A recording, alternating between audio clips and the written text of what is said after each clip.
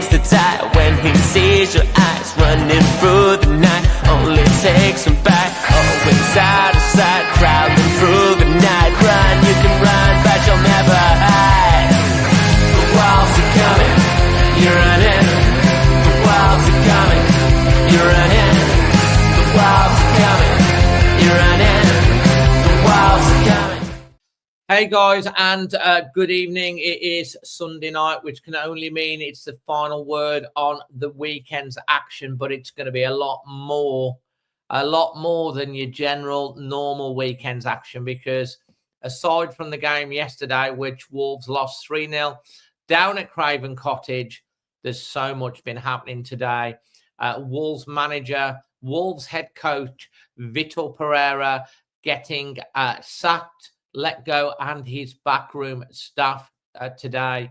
It was broke earlier by Ben Jacobs, confirmed by Wolverhampton Wanderers with a statement, which I will read to you in a second when I get everyone on the chat. But what I want to do as well, we've got a star. We have literally got a star-studded lineup of Wolves fans for you tonight. And of course, we've got you guys in the chat. We've been on air for just over 60 minutes. There's already over 500 of you watching live across Facebook, X, and of course, YouTube. And so it's going to be a big show. There's lots to talk about because, as I say, Wolves are 10 games into the season. We are 8 points adrift of getting to the safety zone. And we've got 2 points and a goal difference of -15. We've got video contributions to talk about and bring in. And you guys will be able to phone in and have a quicker say. But as I say, we've got a star-studded panel. So first of all, I'm going to bring in... Where is he? Where's he gone again? Is he gone again? Where's Craig gone? It's been cut off. Anyway, first off, I'm going to bring in Sutty, who's joining us tonight. Hi, Sutty. How you doing? How are you, David? I'm good, mate. I'm good. I'm very good. I'm loving your badge, the poppy badge that you got on, but your badge is upside down, mate. Is it really? Sorry, mate. Sorry, that's not a very good start, is it? No, well, I think we've been all a bit. It's a bit like Stranger Things. We've been in the upside down world, haven't we, for the last 6 months, I think. If you watch Stranger Things, you'll know exactly what I mean. Also on the show tonight, I'd like to bring on young Lewis. Hi, Lewis. Thanks ever so much for joining us. How are you? Hi, Dave. I'm good, thank you. Yeah, I'm glad to hear you're doing good as well. Good is an interesting word because I've been a bit down. I think like all of us, because it's hard, isn't it, being a Wolves fan the last 6 months, and you love your club. You want to be so positive. You want a bit of joy, and we haven't had a lot of joy. And I tell you what, it affects people. It affects people's heads and hearts and minds every single week, going back into the office, going back into the factories. When we've lost. So, you know, hoping for better times ahead, but we've seemed to have been here before, don't we, Lewis?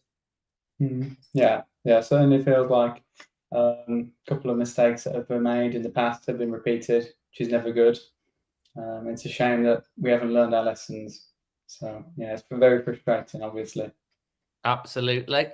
Well, we've also got on tonight young Craig.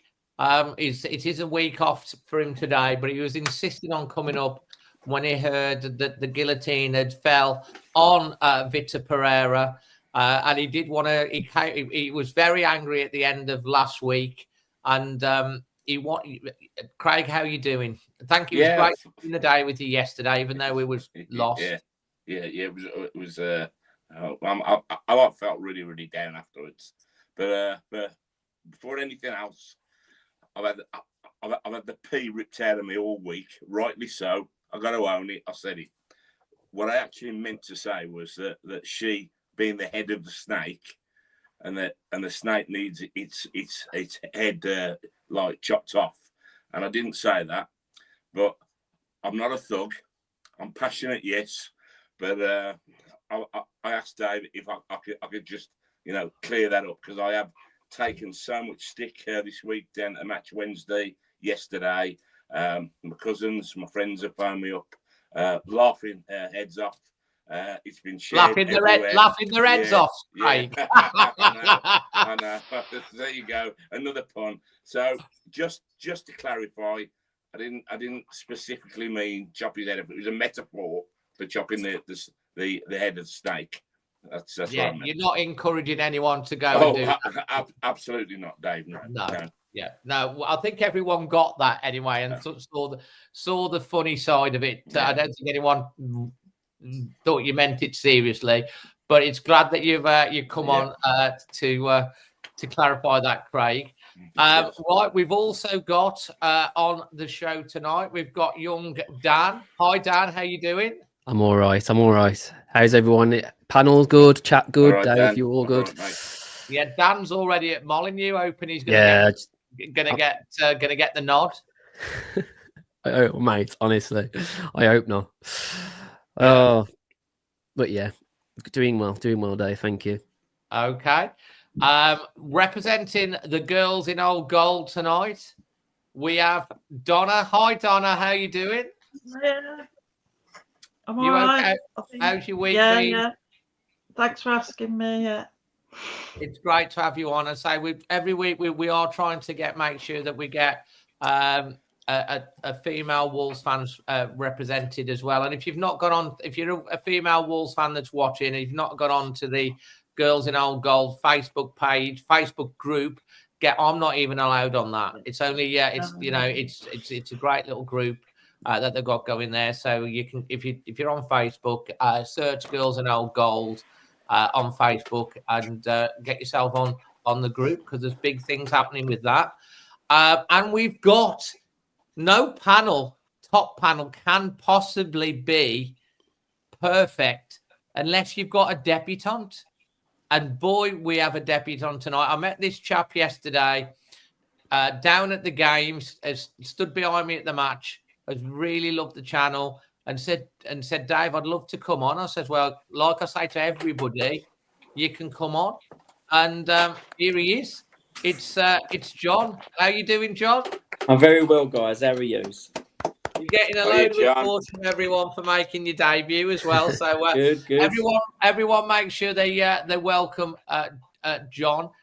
Just before we get started on the show tonight, I do, of course, want to thank Creation Wolf, who power tonight's show, delivering the industry's and latest, most advanced and digital solutions. So if you've got a brand or a company that you want enhancing, they will, believe me, take your online presence and digital capability to the next level.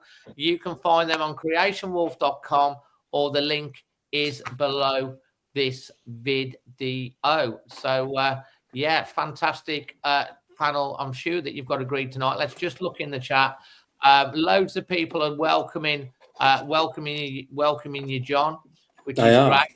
And Stubb says you've got, if you're listening to this back on the podcast, Stubb says you've got a top tier beard. I will say that. That is a top tier beard. Thank you. Lana says you've got a nice beard as well, so that's going down well. Good. So you've had pizza before, haven't you? Just before you. I have. I'd make sure I didn't have nothing in it. Fantastic. Right then, guys, we're going to start off tonight. Before we start getting into the panel, we've got a couple of video contributions that sent in. So these were sent in just after the game yesterday. So obviously they might be a little bit out of date. I've not listened to them, but let's hear from Dave, New York Dave, and we've also got Chris in Norway. So let's get them on first, and then we can go round the panel. Well, I put my phone down. I'm not holding it because my hand will go numb by the time I'm done today. This is going to be a long one, so you might want to settle in. Honestly, I just got back from McHale's here in beautiful Connecticut in the middle of autumn. I want to start off on a positive note. You might all be thinking, what the heck positive note can he find? Well, I want to pay tribute to the Wolves fans at Fulham today. Midway through the second half, hearing the Wolves fans drowning out any home support with the Si Senor, Neves, Nudo Had a Dream song was absolutely amazing. And, you know, I just want to say that no matter what happens on the pitch, we're still going to be here. We're still going to be fans. I insisted on us taking a picture at McHale's for exactly that reason, even though everyone was pretty fed up and pissed off. We're going to be here long after all of this is gone. So hats off to the fans at Fulham today. It was great to hear. A little emotional to hear, actually. And I think, you know, building on that, that just shows how far we've fallen. You know, a team of Raul, Neves, Moutinho, Cody, beating all and sundry in front of us. We were afraid of nobody. We finished seventh twice. We got to the quarterfinal of the Europa League, semi-final of the FA Cup, even though we don't like to talk about that match. I think it's just endemic of the failure of Fosun over the last 5.5 years. And I'm normally a glass half full. You know, back in the day, they would probably call me a happy clapper. I fully admit that. But I don't know where we go from here. I think the initial question is, what do we do to try and save the season? I think it's gone. I think we're getting relegated. I don't really see how we can get the points necessary to stay up if we can't beat Fulham and Burnley.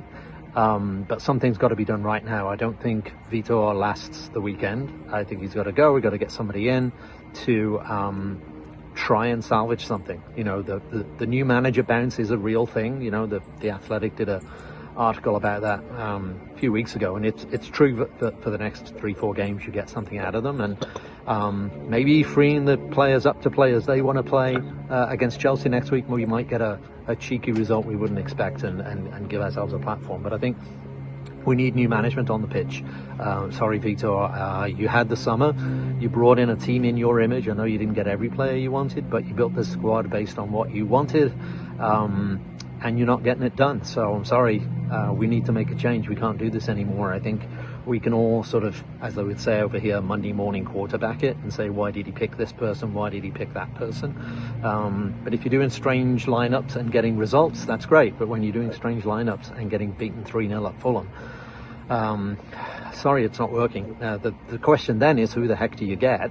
Who would come to the skip fire of Wolverhampton Wanderers at the moment? I don't know. Brendan Rodgers, I know he's not the world's greatest manager, and I know managing Celtic is not the same as managing in the Premier League, but he does have Premier League experience, and we need someone who can get the best out of this squad, get some more points on the board before January, and then hopefully Fosun can splash some cash and do an almighty great escape. But the problem is that, like we saw with the year Villa went down, if you're adrift at the bottom of the Premier League, no one in their right mind, player or manager, is going to come to your club because they know how it's going to end, and it's not going to do their reputations any good. So that's the danger, is if we're adrift, Fosun could have a blank check all they want in January, but they're not going to be able to get anybody. So we need to do something between now and January to at least look like we have a fighting chance. To try and salvage something out of this season, which, again, I think it's too late. But then the bigger question is, you know, the fans were singing, and well done to the fans for singing all of those songs from our glory years of, 5-6 years ago. And then you turn to Fosun. What did you do? How have you got here? You had a team that you bought for relative peanuts, got them to regular European contenders, finishing 7th twice. You can't tell me that financially that would be advantageous to be in that position. And you've turned us into this now. Bottom of the league, adrift at the bottom, couldn't win in a month of Sundays. And Fosun have to decide and work out what happened. In any other industry, the top person goes. So this has got to fall on Jeff Shee. I do have sympathy for Vitor. I have sympathy for Gary O'Neill being under restrictions, but ultimately Jeff is in charge of running this club, and we've plummeted from being the best team in the Midlands, one of the best teams outside of the top 6, to this.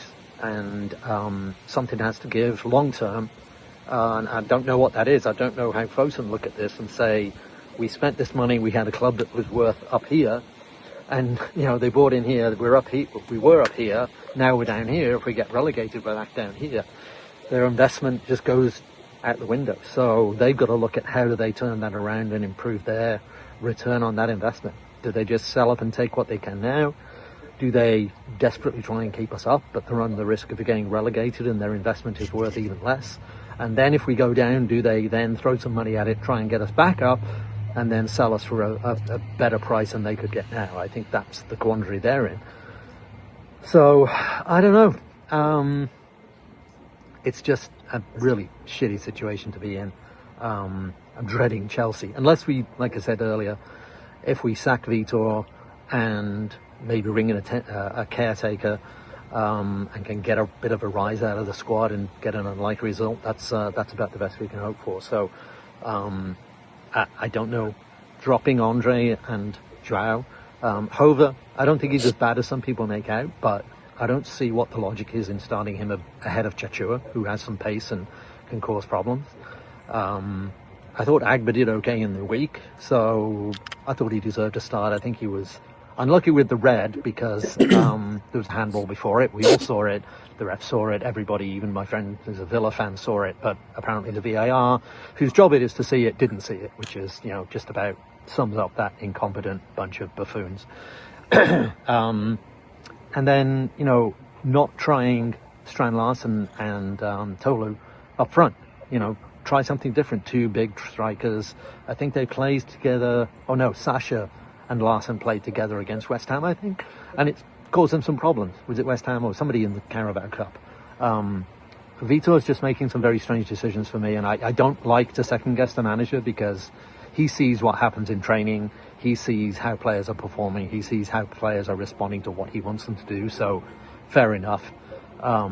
Strange decisions leading to poor results is not going to get you anywhere. So, I think we need to make a change and pray for an absolute miracle. But no matter what, Wolves AWE will be there next season, whichever division we're in. And again, well done to all the fans at Fulham and up the Wolves. Great points there from Dave at New York. Wolves definitely a long one, as he said. We've got one more video reaction, which is from Chris in Norway, and then we're going to get to the panel. Here's Chris.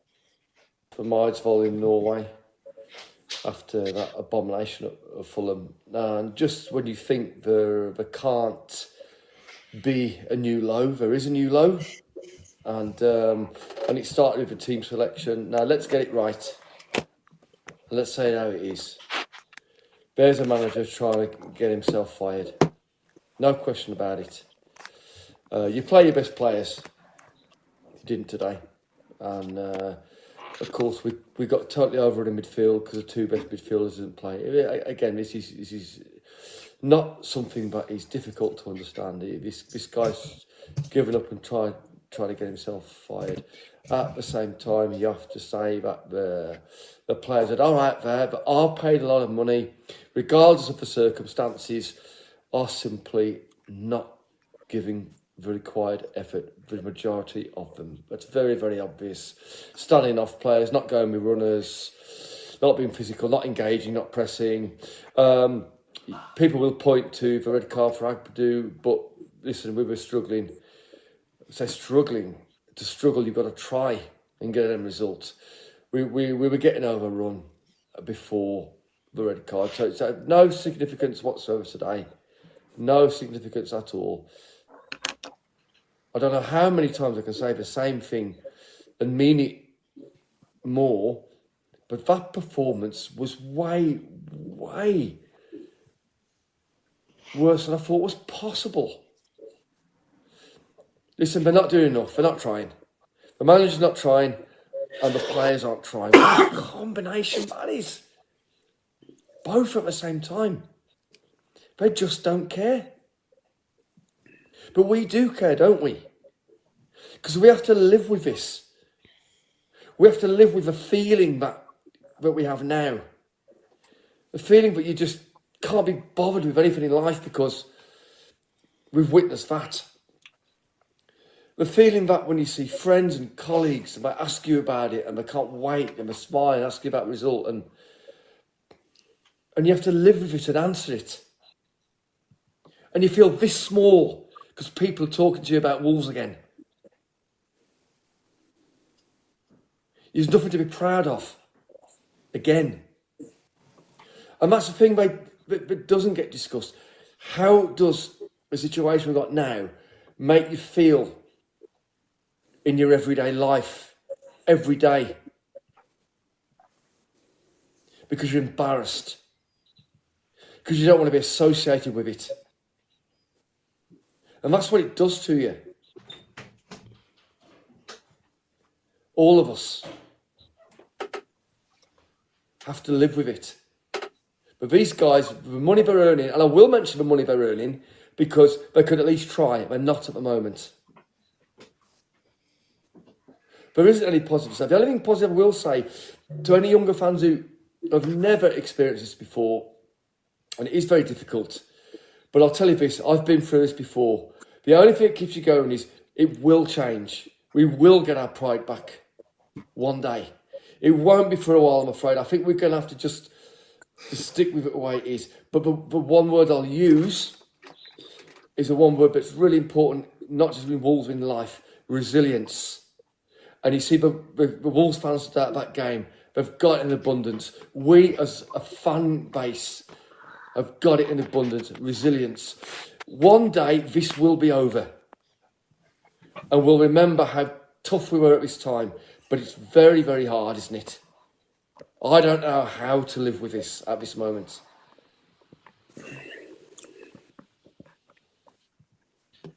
Strong words there from Chris in Eidfeld in Norway and from Dave in New York. Obviously, since they've sent in those reactions, Vitor Pereira has been sacked today. This is the statement from Wolverhampton Wanderers, which I'll just share on the screen for you now. Basically, what's happened is Vitor Pereira has been sacked. They said that they wanted to give him chance. The performance and results have fallen below acceptable standards, and as a result, a change in leadership was deemed necessary. All 8 of Pereira's backroom staff have also left the club. Under 21 coach James Collins and under 18 coach Richard Walker will take training while the club finalise the appointment of a new first team coach. And executive chairman Jeff Shee said Vitor and the team worked tirelessly for Wolves and helped guide us through a challenging period last season, which they are grateful for. Jeff goes on to say, unfortunately, the start of this season has been a disappointment, understatement. And despite our strong desire to give the head coach time and matches to find an improvement, we've reached the point we must make a change. Jeff goes on to thank Vitor and the staff for their efforts and wish them the very, very best for the future. Right then, let's go to the panel. I'm going to go, first of all, I'm going to go Lewis, John, Donna, Dan, Sutty, Craig, in that order. So, Lewis, first of all, the floor is yours if you want to bring in your thoughts. Yeah, I think it was the right choice to get rid of Vitor. I think he had enough time where maybe there is some questions around the quality of the squad in the Premier League, but you look at the quality he was delivering as a manager, it wasn't good enough. So it was the right choice. And I was quite disappointed, really, when you think about the fact he obviously got that new contract in September. It felt like the exact same thing with Gary O'Neill after he had such a poor finish to the season and was then given a new contract. And then we thanked him. It was a bit late, a few months after that, around Christmas time. And yeah, it was just very disappointing to see that same mistake repeated. But I don't know who is going to change the situation at the club, because I don't know how much changing the manager can make a big influence, because the quality of the team isn't good enough at the minute. It should be better than we are. We should have more points on the board, but there isn't enough quality, I think, to make a huge difference. So I think it's going to have to wait until January before we really strengthen and see a major improvement. But yeah, it was definitely the right choice to get rid of Vitor, because the performances were just, it looked like the players had given up. I think that when that happens, every manager they've lost their job before it's even official. You could see that. I think the players yesterday, they didn't play for him, and they were playing for him in the Chelsea game in the second half. I thought that was the most I've seen all season. Where I thought, the players, that they believe in what the manager is asking of them, but it's too little. You know, we have the amount of games we played. I think 10 games we've played now in the league, and obviously 3 in the cup. Yeah, it's not good enough. So yeah, the right choice. Definitely the right choice. And guys are watching, because we've got nearly 1,400 of you watching live. We will be going and talking about the next steps and the next managers. We'll be doing all of that. Right now, we're just talking about the performance from yesterday and the sacking of Vitor Pereira and getting everyone's honest thoughts. But we will be moving forward to talk about who they think should come in. Next up, making his full debut today. As I say, I met him down yesterday at Craven Cottage. It's John. John, welcome to the show, mate. Thanks for joining us. I'm glad that you got home safe yesterday, and thanks for all the lovely kind comments that you said about you guys down in Essex tuning into the show. You're now live on the show. Your debut. What would you like to say about the sacking and the game yesterday, the season as a whole, and obviously the sacking of head coach Vitor Pereira? What's your thoughts on that? You sort of, me and my brothers were chatting away about it. You have different, how can you put it, sort of extra, you know, one brother saying this, one brother saying, you sort of jumble it all together. And we was even like talking about that there's never been a stable captain, as there. I think it's like a rolling captain situation or something where you've got Krejcik who's come into the side and look straight away. You can see him trying to boss around as best he can.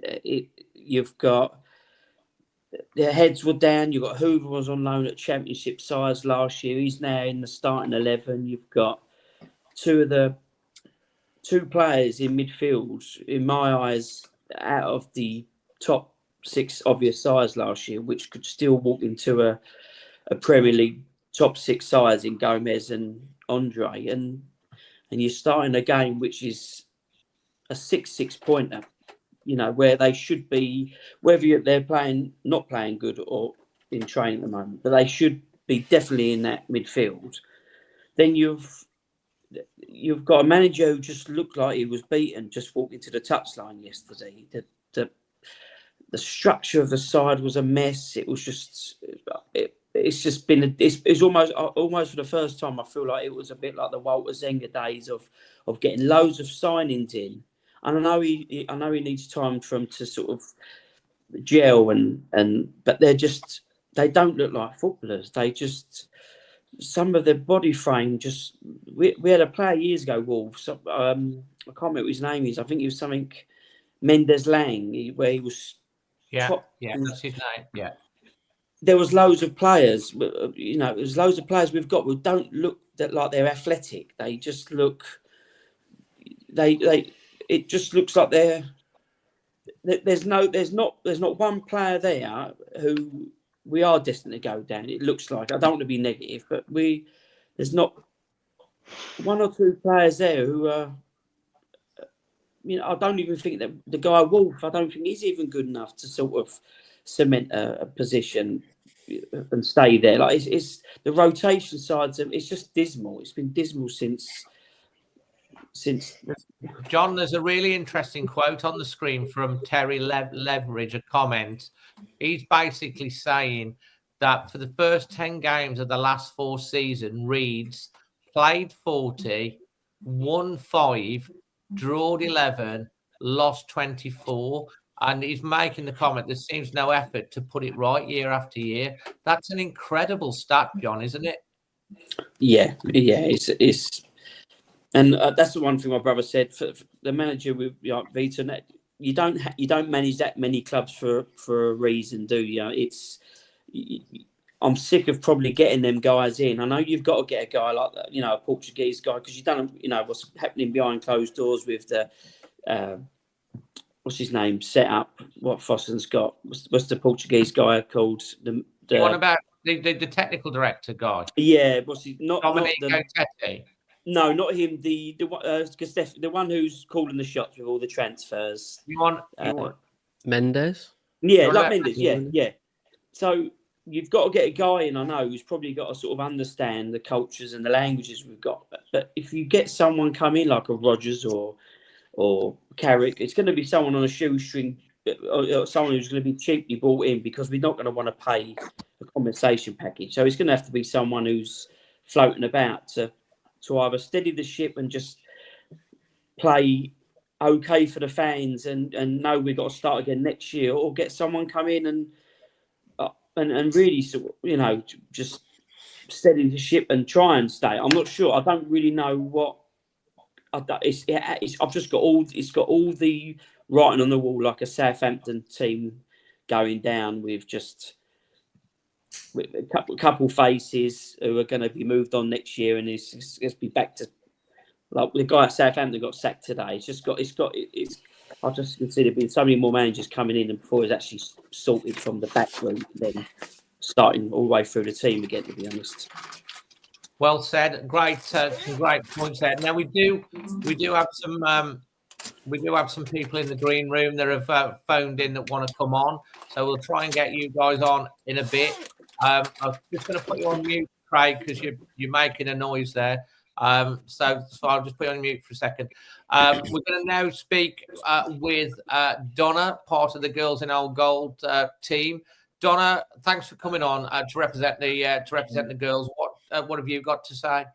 Thanks, guys. Back in and first of all.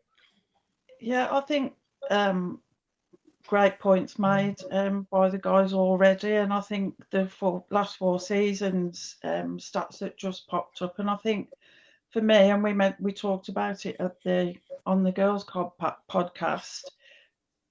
It's been about 4 seasons now. We haven't been ready to go at the start of any of those seasons with the managers, and then we've lost those managers, but we're never ready to start a season fully. We're always waiting for the next transfer window and then the next transfer window, and it sort of degraded the identity, the structure. Nobody seems to know what Fosun are trying to do, never mind what the managers are trying to do. And yeah, with Vitor the last few weeks, I mean, I'm always one of these, like Dave said in his video, you know, glass half full, let's see what positives we can take, and there just haven't been any. And then it makes me think, if they delayed sacking him because they've already tried scoping potentially who they could bring in, and they're just getting pushed back, because who wants to come into a club that's got no model, no direction, and leadership? And yes, Vitor's been sacked, but do we need to be looking higher up than that? And then leadership on the pitch. Krejci, for me, that cup match, it was like having Cody on the pitch again. The bloke didn't shut up. He was shouting, he was organising, and that's the other thing, the communication with them on the pitch. You know, pull each other up, talk to each other. Some of the situations they've been in, and there was just so much lack of communication and structure and knowing what their roles were. But then again, a lot of them were played out of position to start with. So then, you know, Nuno go in, Lage go in, Lopetegui go in, and now this, and we're 4 seasons on and nothing's changing. But yeah, there's lack of effort from some of the players on the pitch. I've got to say, personally, Larson, for me, I think he hasn't switched back on since he had that offer and his head was turned. And I felt the other day, give him a dog to walk round, because that's all he's doing, walking round, and at least the dog might pull him after the ball a bit. That's give him a dog to walk round. That's a great quote, that is. Look, Craig's clapping there. Dan's nodding. That's a brilliant quote, that is. But and I also think for the players, I'd like to think, I don't know whether it's blue sky thinking, none of them intend to go out onto that pitch with the outcomes that we get. So something background for me. A team that seemed to be leaked quite early yesterday. Call me a conspiracy theorist, but I'm wondering if it was a get out. It was, look, what the hell's happening, and we've stuck. We don't know what to do about it. They That's just that's looked a really interesting point, because that was leaked. I think everyone took it with a pinch of salt, and then the lineup comes out and it is what it says, and then that account, that must have been a burner account, has been deleted afterwards. So that tells you something's not right within the actual camp itself as well, doesn't it, Donna? at the weekend, captain. When we first looked, the team lineup came out. Doherty was captain. By the time we kicked off, it was Toty. Yeah. So it's like, has he got a tombola thing going around picking his captains? And then we've had different captains. Not one of them has stood and done a press conference. Yeah, to be honest, Donna, you come out with two great quotes that Jurgen Strand-Larsen might as well have a dog and walk it round the pitch, and Vitor Pereira was picking his captains from a tombola bowl. Two classic things, absolutely brilliant. Dan, we're going to come on to you now, mate. Thanks for being patient. What would you like to say about the game yesterday and Vitor Pereira? I say you got in touch. You wanted to come on. Have a full say this week. Go crack on. So, first of all, the manager had to go. I think we all know that. I think Fosun have been very good at keeping him longer, to be honest, like we saw with Forest. We could have got rid of him a lot sooner, to be honest. And I'm not surprised that he's gone. The thing is now is that we've got to obviously talk about who's going to be next, who's going to be, that next manager for Wolves. In terms of the game, I mean, I think that's the worst performance I've seen all season.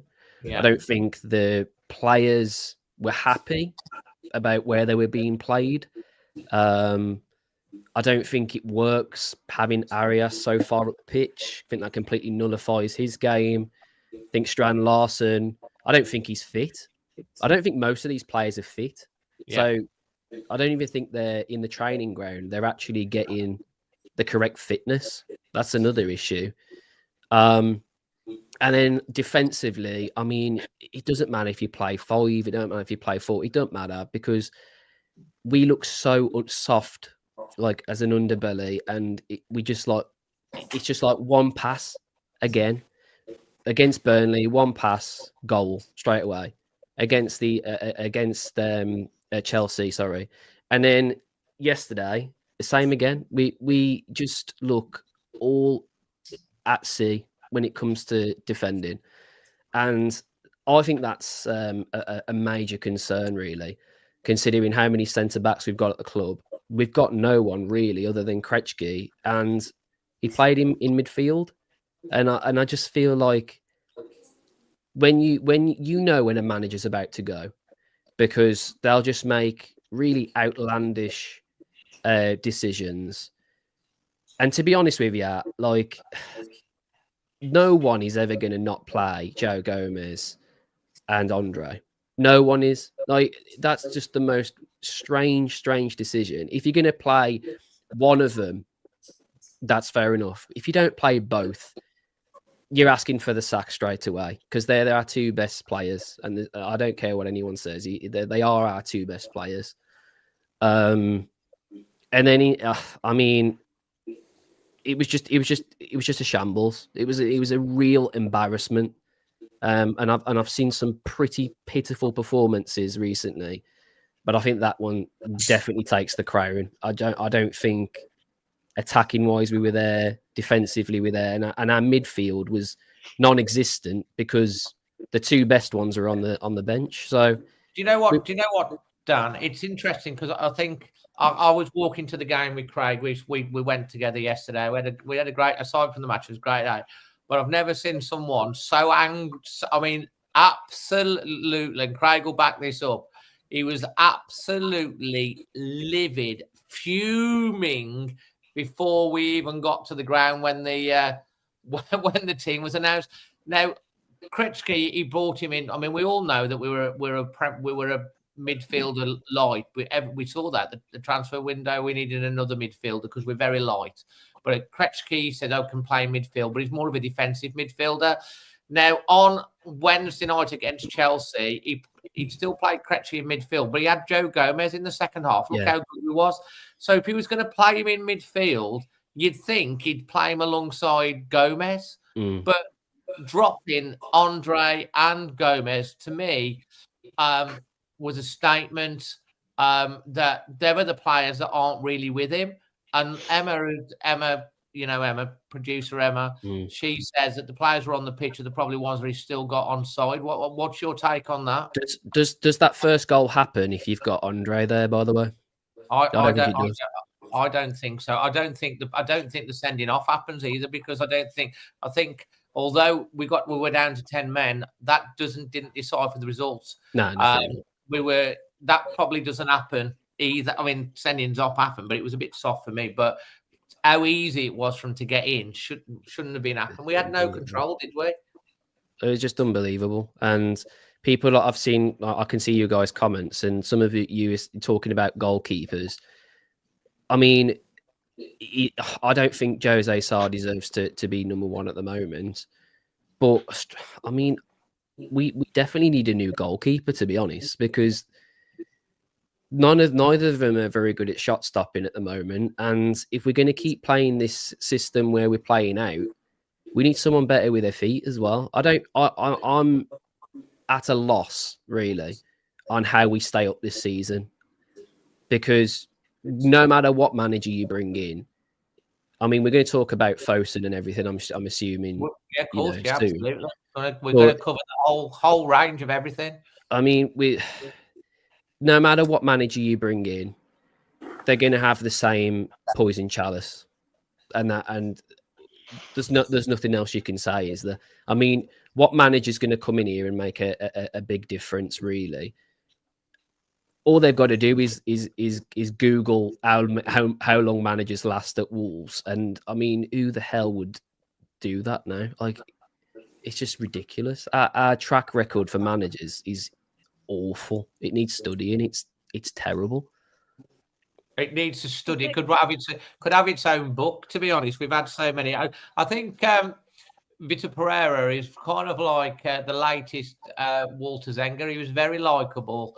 Got some results, good, but it's ultimately failed. Let's go on to Sutty now. You've waited very patiently, mate. Sutty, again, your week off, but you're here again. But we had to have you on today because, let's face it, lots have happened since yesterday. The game, you were there. The fans were magnificent again, of course. The sackings happened today. Let everyone know your thoughts on how you're feeling and where we're at now. Well, good evening, everybody. The shit show continues, doesn't it? It's just rinse and repeat. Until you change the attitude at the top, it doesn't matter if you bring Pep in here, he won't sort this shit show out. I'm telling you now. If you go back to Wednesday, was it, we played Chelsea after the game, I said on that little podcast you did, I'm not sure he's invested in this team and this club. And I also said that when players step across the line, they must show some self-pride, whether they believe in him or not. They've got to show some pride. They get paid well. And the minimum that we expect is effort. Now, I left Worcester at 8 o'clock on Saturday morning, and I got back into Worcester at 9 o'clock Saturday night. That's cost me triple figures in money, as it does every away game. And they seem that they do not give a shit about us. And the little dictator who was sat and cut a lonesome figure in the director's box at Fulham, he certainly doesn't give a shit about us. Well, that's that bit, but let's go on to what club, Dave, in the Premier League would have Keanu Hoover in their starting lineup. Let's just let that sink in, Dave. He couldn't get into Stoke City's side last year. He wouldn't even make another Premier League squad, let alone the lineup. He is shit. He should be nowhere near this lineup. He is dreadful. But let's look at the lineup in itself. We all saw it break yesterday morning and thought that can't be true. That's an absolute load of rubbish. And then when it came out at 2:00, well, that lineup had "I want the sack" written all over it. I can't do this anymore. I'm in big trouble. I'm out of my depth. I'm trying everything, and these lot aren't playing for me. But the big question you've got to ask here is it's rinse and repeat every single year. Manager in, manager out, head coach in, head coach out, whatever you want to call them. Last about 10, 11 months in and out. Always moan about a transfer window in the summer, how slow, how we drag our heels, we're poor. Nobody wants to come of any note. Why doesn't anybody want to come here of any note? And I've said this for 4 years, and I'm getting really pissed off with saying it, and in the hope that it starts to sink in with people. But the reason you can moan at every manager here that comes in here, but you're moaning at the wrong people. The person and the people that you've all got to stand up against are Fosun International and Mr. Jeff Shee. And until you start to let it be heard loud and clear, not just in the ground, turn up an hour early and make sure you see the little shit coming through the main door, get outside there, forget the players coming on the coach, get outside that front door with your banners and let him know that it's not acceptable. It has to get hostile before it gets better. Now, I know there's people not going to like that, but that is the way it's going to have to be. Because until this changes, nothing is going to change other than us drop down, down, down. Don't think if we go down this year, this season, we're going to bounce straight back, because we won't. We won't. I've told you. It's going to happen for 4 years. I told you it's going to happen. Oh, no, it won't happen. They won't let it happen. They're letting it happen. They are shit personified. And until we stand up and get our club back on the right track, this will keep happening. We'll be lucky at this rate to get a championship manager coming here. Because I said to you, didn't I say last week, you look at just last week's podcast, I said to you that last summer's transfer window, the one just gone, that wasn't planning for this season. That was planning for next season in the championship. And I fully believe that. They have sold us down the river. You can say, oh, we wouldn't have got here without them. It's quite true. But you can't keep going on about what happened 3 or 4 years ago. It's got to be sustained, and it's got to be built on year on year on year. Just little steps. Little steps. Doesn't have to be all up and then down. Just little steps. They've took their foot off the pedal. They don't give a shit for us. I've told you before. All they're bothered about is that little logo. That's all they're bothered about, because it puts them in the spotlight all the time. Well, it's going to put them in the spotlight for the wrong reasons this year, because they're fucked up, Dave. Big time. Strong statements as well. I don't think that as well, if we go down, that's going to be putting them in the right spotlight, because obviously the exposure that we're going to get when we go down is going to be a lot less. Some very strong points. We're going to cover off the ownership and all of that in more depth, and of course we're going to be covering off the managerial. What we're thinking about that. We do have some people in the green room that want to come on as well.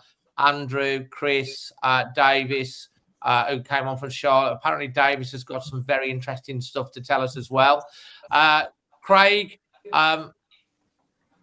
your thoughts now. Thank you for waiting so patiently. No just problem. follow up quickly with Lewis on all of that before we move on into the ownership side of things. And I'll start bringing people on for a few bits. We've got such a demand. We've got literally across platforms now 1,800 people watching. So go for it, Craig. Yeah, that thanks. Me and Sutty, we think it's one.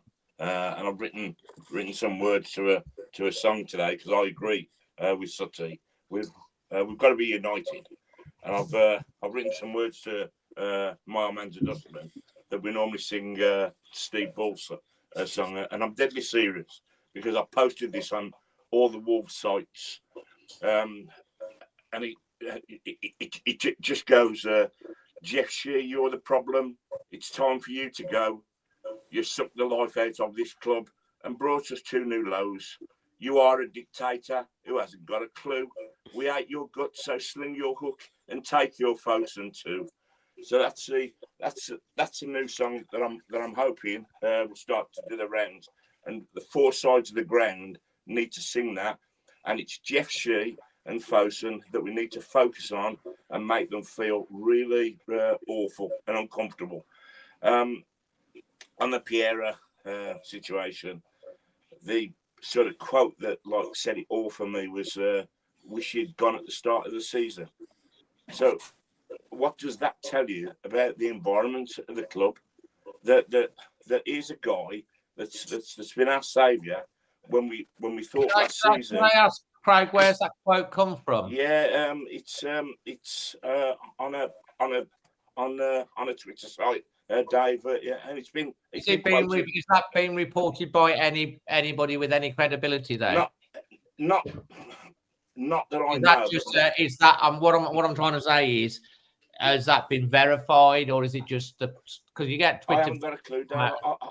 I haven't looked that far, but that's what I read today. That he'd officially said he wished he'd gone at the start of the season, and you can see that.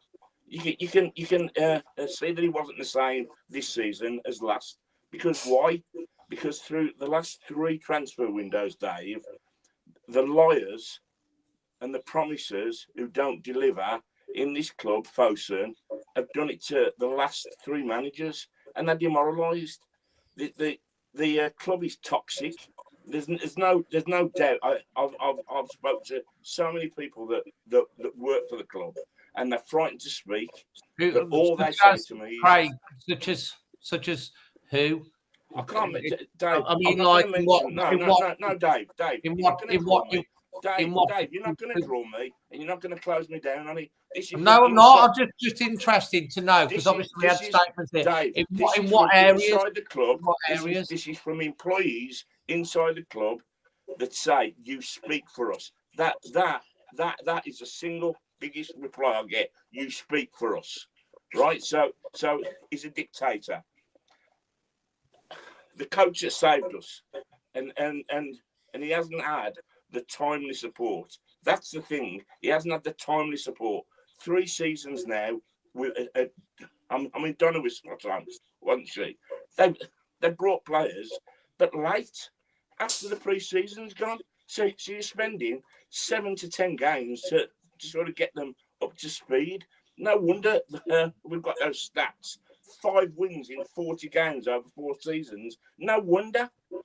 That is suicidal management, Dave. Right? Is the club toxic? Right? I'm saying it is, and people from inside the club are saying it is. What direction has been set by Fosun?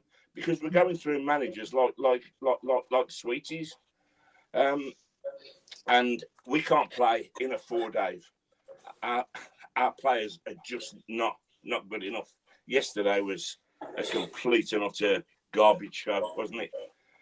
So he had to go to that team alone yesterday. Fancy not picking any of those players that were outstanding in the second half against Chelsea. What's that saying to the squad? It doesn't matter how well you play. I'm going to play who I want to play, and you can play out your skin, but I'm not going to pick you. And I was cross, as you know, from 12 o'clock yesterday. Mate, we were walking on the banks of the Thames, and you were fuming. What did I say to you? You'll see it when the match vlog comes out. You'll see it, guys. Yeah, well, when I said to you, with that team, we're going to be lucky to get away with a 3-0 or 4-0 loss, and that's. And you can see for all the reasons that the guys have said. I've supported this club on the terraces, Dave, since 1971. I've never been so well. Yes, I have once when we nearly went out of business. So this sort of feels the same, because it feels like we've got an owner that simply does not care about us as a club, and that's demoralising to watch your team go on a pitch and not have any heart or soul. That's heartbreaking for us fans. And I'll shut up now, Dave. No, Craig, you never have to shut. We love you. But all I'm saying, Craig, I'm not trying to be pedantic or anything like that. We had someone come on the channel a couple of weeks ago, and it's like, you know, and all of that jazz. I'm so, not like, that when person, someone, Dave. I'm not yeah, that person. let me finish, Craig.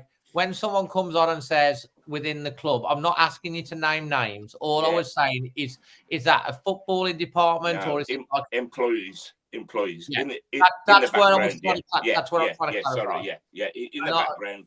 Yeah. It was Ben Jacobs that said it. Emma's telling me, apparently, Ben Jacobs. We've lost. I don't know who we lost. Who we just lost there? The big boy. The bearded wonder. Oh, yeah, we've lost John for a second there. So that's great. Listen, Lewis, I want you to just come back in on all of that, what you've heard, because you're really good. You study a lot of things in that about the ownership. I just want to, if you could come in on like your thoughts, obviously about Vitor Pereira, and how you feel it runs deeper than that. If you can give me your thoughts on it. I don't know, Dave. I think I speak to my friends, my neighbours about the club, and I think when it got to a few weeks ago, I don't have any more ideas around how we can actually fix the club this year.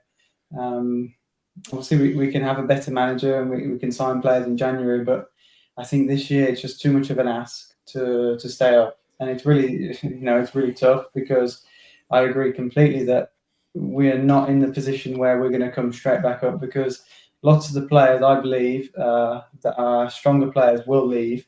So Andre will leave, Joao Gomes will leave, Strand Larsen too, and I don't even think he's that good this year. A lot of the core of the team we will really suffer a lot of losses of players, if we get relegated. So it's really hard to build a team and then do well with that team you've just built.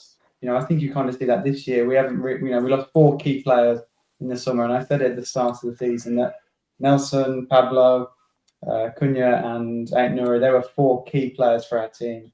Maybe Pablo didn't always start, but I felt like he always had really big moments for him. He scored the free kick against Man United last year. He scored those 2 goals, the goal and the assist against Tottenham the season before. He was a really important player for us when we needed someone. And we lost those 4 players. I don't think the replacements were good enough. And sometimes you lose too much quality in one go. It can really hurt. It's like in 2021 when we sold Jota and we sold Matt, and then lost Rao in the same season with injuries. They were our 3 top goal scorers the season before. It's no surprise in that season we really struggled to score goals. It's difficult. I don't see how we can stay up this year, unless a really big turnaround happens, which it can, but I don't see it. And then if you take in that assumption and we get relegated, I really worry about the next season, because, like I said, we will have to rebuild the team. Players will leave, and I saw the club when we were in League One. I was there lots of the games that season, and it's very difficult. It's so easy to fall down because you're just in a routine of losing, and it feels like we've been that way for a while. I mean, if we take away the 6 games Vitor won last season, it's really poor. Things aren't good. They haven't been for a while, but I'm just the only thing that I hold out for is that if the owners were planning to sell us, and that was their intention, that they just wanted to strip and sell, they would have done it this summer. They would have sold lost those 4 players. Obviously, Cunha and Ait Nouri, they sold. And then they would have sold this summer, because the most value is then.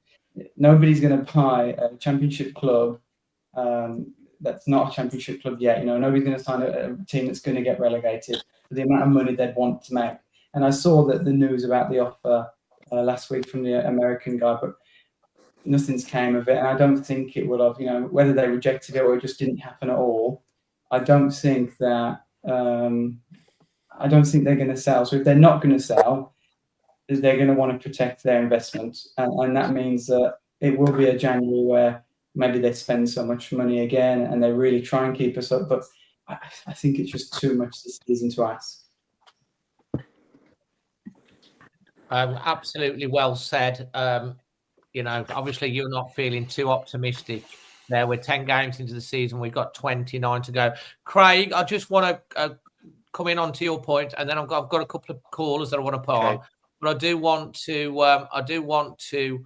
Craig made a think about something that Vitor Pereira had said, and we've thanks to our producer, we have that quote now. It was Ben Jacobs that quoted it. Said more on Vitor Pereira's Wolves sacking. Pereira was informed this morning in the news he will not be paid out for his entire contract due to a clause when he signed the deal. I'm understanding from what I was been told from sources at Talk Sport that it's a 1 year rather than 3 years. So that's positive that he's not getting everyone's not getting a 3-year payout. But as what you said, Craig, you're quite right. Ben Jacobs, who's a proper, good journo, who broke the news this morning of the sacking, he said he understands Pereira regrets not leaving at the start of the season, but in the manner in which Wolves finished the last campaign persuaded him to continue, despite fearing the squad lacked quality following high-profile departures, including Mateus Cunha. Pereira was nominated for Man of the Year last season. He's hoping to stay in the Premier League. So he's hoping to get a job in the Premier League, which is quite interesting. So I just wanted to clarify that for you. We've got a caller now that we've got coming in, and this is Andrew who's ringing in. So Andrew, you've got a couple of minutes live on the show. What would you like to say, mate? Personally, I just think but I seen yesterday, you obviously know he for sure lost players, because when you're not playing your two best players on the field as João and Andre, that just tells you that those two are not with him, because no coach in any mind is not going to play their best players. So obviously something's going on in that area with the team. Those two players are for sure not with them. I know a lot of people are going to think I'm crazy, but I don't rate Strand Larsen at all. And for him to not play Tolu was crazy, because he scored a goal in the cup game. Why wouldn't you play him? He's been scoring goals in the cup game. I feel like you have to put him out there. Just give it a chance. Even if he doesn't really do anything, you can always take him out in the 60th minute and throw Strand Larsen in there and see if he can do something with it. But to not play him is crazy. And like Suddy said, why the hell are you playing Hoover? He's terrible. If Bruno Lage and Gary O'Neill didn't see anything in him, what makes you think he's going to be any better because Vitor Pereira's there? It's not nothing. There's no reason to even consider that. I just feel like that was the stupidest thing ever. When I seen the starting lineup yesterday, because on Live Score, I went to livescore.com, and within usually around 30-40 minutes before the game starts, they'll have the starting lineup on.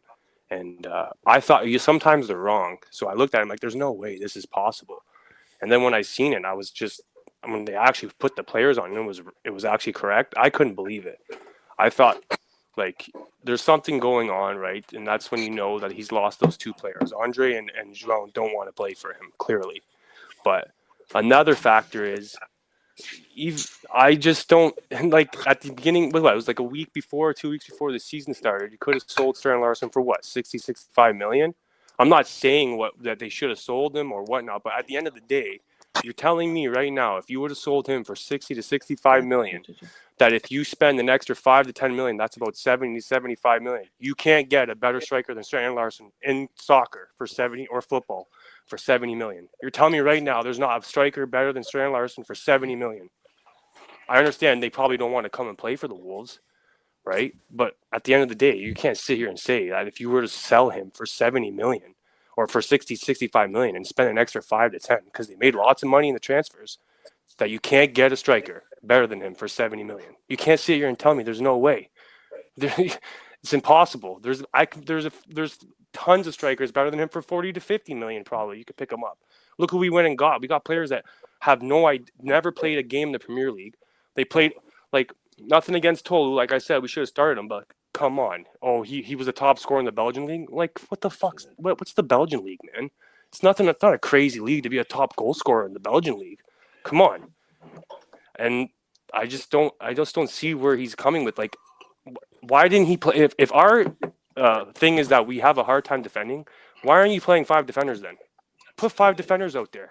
Absolutely. You're having a hard time stopping teams from scoring. So why are you still putting a 3 defender center backs? And you put Totti on the left instead of Krejci. You put him in the middle. Come on, like it's like he. I understand he's trying stuff, but like that to me was just unbelievable. And another thing is, yeah, okay, we're gonna bring a coach in. Well, what is he gonna do? Honestly, what do you think he's gonna do? Last year, Gary O'Neill did the same thing. He was terrible. Things weren't going his way. We brought in Vitor. Did people not realize the team that we had last year compared to now? Did they not see it? Like, what are you gonna do? You're gonna you have Nelson Semedo. I know he wasn't really always playing, and they got rid of him because he didn't want to be there. But at the end of the day, Guedes, he scored about 3 or 4 goals, and he contributed to a couple other goals as well. We don't have the same team. So when Victor came in with the team that we had, it was a much better team than the team we have today. Way better. You had Cunha, Nuri, Smedo, Sarabia. You had a bunch of players that could at least contribute and help you get to where you need to be. Yeah, he brought in fucking, I don't even know how to pronounce his name, the center back. I always have a hard time pronouncing his name. Yesterday he got the red card. Why are you playing him? If he's been bad all season, he's not the same player, clearly. Everybody knows. Why are you bringing him in? He's an accident waiting to happen. Mind you, yeah, the red card, we kind of got screwed on the red card because if you go through the VAR, it was a handball. But regardless, he's an accident waiting to happen. He didn't have to do that tackle. There was no way. What was he thinking? Obviously, he wasn't thinking clearly. To run in there and do that? Come on. You don't have to do that. And at the end, like I say, you can bring a coach in, but he's not going to have the success that Vitor had last year because with the players we have right now in this team, it's just not going to – no coach can turn – I'm not saying it can't happen, but no, it's impossible. I almost think it's impossible for a team to do what Vitor did last year, or a coach to do for what Vitor did last year, man. The team we had is not the same. And we go get all these players like that are unproven. Like I've never even heard of them. Some of them. I'm like, why? Like, what was the situation here? Were these actually the players he wanted? People are saying, oh, I know we've been talking before on their other lives that people are saying those were not Vitor's first players or that he wanted, but he brought them in. Do you know what? Like, I don't like. It just seems to me like he's lost 2 of his best players. So. At the end of the day, what are you going to do? If things don't get better, what they're gonna hate the next coach too? Like, do you know what I mean? Like, how do Andrew, do you know what, mate? You're so passionate and you're making some great points, and you got some applause at Craig's clapping. I'll tell you with the reason why he's clapping. First of all, Andrew, whereabouts are you in the world? Canada. You're over in Canada, and how do you become a Wolves fan again? Just remind everyone. I became a Wolves fan because I've been watching football my whole life. I'm Portuguese. My dad's a huge football fan. I became a fan with them way back when Ruben Neves got there, and then they brought a bunch of Portuguese players. So like that influenced me to become more of a fan of them because they had a bunch of Portuguese. So I wanted to support the team, but also. I'm my whole life I've always been like the person who always wants to be different. So like everybody is like a Chelsea fan or a Man United fan or Man City and all those big clubs, and I'm always different. So I just thought, you know what? I went for them. I like their jerseys, the colors, they pop. I like them and the Portuguese influence, and I've always just wanted to be different. So I decided to choose the Wolves. I'll tell you what, mate. You're definitely born to be different if you're choosing the Wolves. I tell you that without a fact. But one thing I can say, the fans yesterday at the ground were passionate. In Molyneux's passionate. but you can just see, even though you're over in Canada, I don't know if everyone else can see this, but it shows how much you genuinely care. It comes across and how angry you are, even though you're the side of the pond. You're genuinely really, really upset, aren't you? For sure. Like I watch every game, so like I go out of my way to watch the games, and it sucks for people like you guys who go to the game. Like if I lived in England and I was going to these games, like I'd just be devastated to see what's happening. It's crazy. Like, you know, I just don't get, like, I don't know. Like personally, I want to ask you guys for real. Are you guys agree with me? I'm going to ask you guys a question. Tell me how you feel, but do you really think that there's not a player? I know I'm going to say it again. Better than Strand Larson for 70. I'm gonna let Craig answer the question. Andrew, I'm gonna let Craig answer this because he was harping on about this yesterday and he's been nodding. Craig, do you want to come back on that one? Donna, Andrew, you are on the nail. That guy ain't worth 10 million in my books.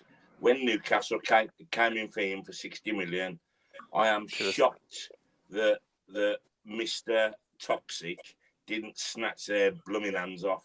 What he did yesterday, Andrew, you wouldn't have seen it as much as us. He literally, and Donna's absolutely right, he walks from one side of the centre circle to the other. He doesn't bully defences. He doesn't do anything unless it's on a plate. And Tolu, Wednesday, frightened the life out of that Chelsea back four, frightened the life out of them, ran right across the line. And that was one of the reasons I think that I was so mad yesterday. Why didn't Wolves start? He must have been high as a kite, confidence high as a kite. What a way to kick your players in the teeth and say, you know what, doesn't matter how well you play, I'm picking who I want to play. Andrew, you're spot on, mate. Like, another thing I want to say is, like, for Strand Larson, listen, he doesn't have the pace, right? He's not the fastest player. So if you are not going to trap a ball and keep the defender on your back and hold that ball and wait for someone to get open, if you don't have that, then you have to have the pace to beat someone one-on-one. And he's not doing both of that. So at the end of the day, what kind of striker is that? If he can't hold the ball so the players can get around and get open, then you got to have the pace to get around the player one-on-one. So if you can't do any of that, what good are you? You're honestly, you're better off going to a hardware store and buying a pylon and putting them on the field. Andrew, do you also notice where Strand Larson plays on the line? He plays 2 yards off the back line, where Cholo plays on the line. So the defenders have always got him on their toes. You're right about Strand Larson. Everything you've said, hallelujah. And another thing too is one more thing, and then I'll let you guys let me go. If you're trying to tell me that your best player to put on the wing when you need help is Hwang, that's crazy. That's insane. That's your best player to put on the wing? Andrew. Steve wants to know where in Canada you're from because he's in Ontario. I'm from Windsor, Ontario. Well, I say Windsor because I'm really from Leamington, but like no one knows where Leamington is. There you go, because you might be able to. Have you got a social handle? If there's any Canadians that are watching, that are near you, or that are Wolves fans that they can connect with you on? I do have Instagram. It's just my first name and my last name. I'll spell my last. Oh, I think my last name is on the YouTube channel, but that's my last name. It's pretty much just my first and last name. So what's that for everyone? It's right there. I just made a comment. Boho is my last name. B-U-L-H-O-E-S. The guy, if you're from Andrew if you're from Ontario, Canada, get in touch with Andrew because they're fellow Wolves fans. Mate, thanks ever so much for coming on. Brilliant, absolutely brilliant. Dave, thanks. Can I just say something about what Andrew's saying? Yeah. Whilst you got him, yeah. He's making massive points about players that have come and gone, right? But the problem is with the current team is that none of these players are being bedded in. They're literally they have the deep end and they're just being forced into the deep end. Do you know what I mean? No depth, Dan. That's why they have no time to actually develop. if you look at Neto, he wasn't the player he was to go to Chelsea when we first had him. Do you know what I mean? He was a kid. He was learning his trade. He had like the likes of Matinho and stuff like that next to him, showing him the ropes and getting him to be the player he ended up to be. Cunha took a whole season to be worth as much as Man United paid for him. But this team right now, that's what you've got, and that's all you're gonna get. There's no depth for talent to grow, and that is the massive problem. Well, yeah, Neto did score on his debut. That's fair enough, Merv. But the problem is he wasn't worth as much to start with, and it took him a long time to be a mainstay at Wolves. There's no room for players to grow anymore. You either got it or you ain't, and then they're just tossed. So I agree. Tolu could be a fantastic striker, but we're not going to know because he's got no one to play off. You know what I mean? To be fair, when we've seen Tolo in front of the goal, he finishes the chances. That one against Everton in the cup, and also the goal against Chelsea. He's a finisher. Andrew, thanks ever so much for coming on, mate. Appreciate it. No problem. Thanks, guys. Thanks for everything. Have a good one, boys. Just one thing I just want to add just on the Strand Larsen thing, because obviously I know he said there's a bit of an Achilles. He's been injured, and 60 million was had. I will say that if we had sold him in the summer, I know people coming on and saying, why didn't we sell him? If we'd have sold him in the summer, there would have been pelters for selling him. People go, what? We've sold Cunha, we've sold these. He couldn't sell Cunha in the summer because had they have sold him in the summer, there would have been an uproar at that point because of his value. At the moment, Strand Larsen, I agree with Don, or I agree with Craig, he's not performing, but I also don't think he's getting the right service. He's not fit either, is he? Let's be honest. So, teams aren't going to come in to me and bid 55, 60 million for a player they do not think is going to improve their team. Strikers are hard to come by. At the moment, it's not working out because he's playing in a team that just ain't playing the right thing. Yeah, no service either. I also think that Tulu at the moment is the form striker out the two and should probably be started. That's my thoughts. John, back to you now. Any thoughts deeper now? Well, let's start talking about the owners. Let's start talking about who you'd like to come in, and then we've got other people in the green room called in to come in. So your thoughts on the deeper issues at Wolves and who you'd like to bring in if it was your first choice for bringing in as manager that you think could do the job to keep us up. It's a tough one. It is a tough one. Probably, do you bring someone in what's going to just give that stability back? Do you bring someone in because it's going back to what you guys have said about Larsen, and that goes Ragbadu and all them players. They were great last year, and everyone has dropped, haven't they? Everyone's performances and they've all sort of, it's almost like everyone's devaluing across that side. And you sort of think, who can you bring in to sort of get, like when Saul, I know it was going back years ago, when Saul was player of the season, like he's always been average, but he was a good average. Like he's literally gone so poor. There's literally not one player in there who you could. It's just trying to get someone to come in to pick them players up, to get them to a standard where to fight for the team, fight for the shirt.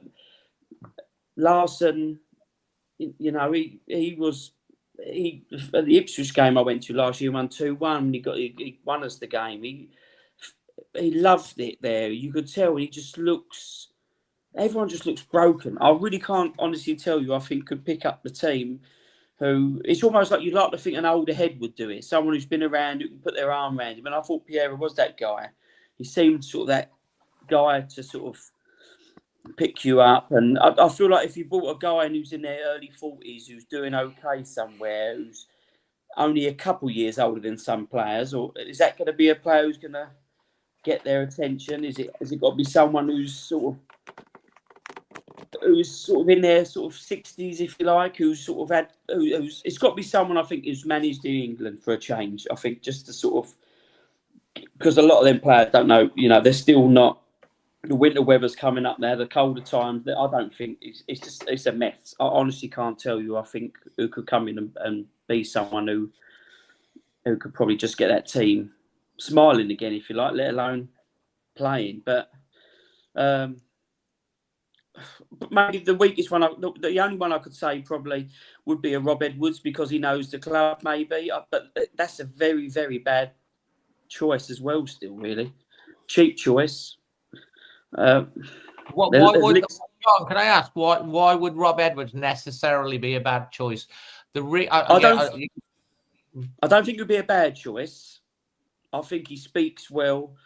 I think he gets you. What he done at Luton from a budget side. He's Middlesbrough job is a cursed job. Whoever takes that job is seems to be cursed. I don't know. There's something about that job. They're there or thereabouts. They're never a real top two. They're not going to finish in the top two still, I don't think. But I would Edwards would be a good one. I think, but I prefer him more than Carrick and someone who's somewhere in Greece or Portugal who's had 100 clubs already. Rodgers would be a bad shout. But am I just saying Rodgers because he's the only one who I can think of who's available? Don't want Gary O'Neill back. So yes, there ain't many out there. I'm just trying to think, to be honest with you.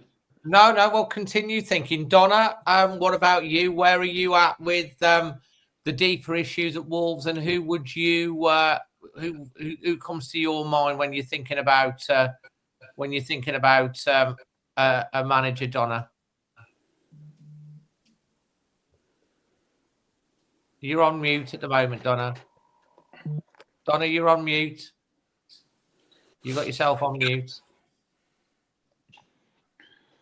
I'm trying to unmute you. Apparently, Donna, it's saying that your mic is not connected. You might have to log out and log back in. We'll come back to you. Let's go to Sutty. Sutty, your thoughts on the potential new manager?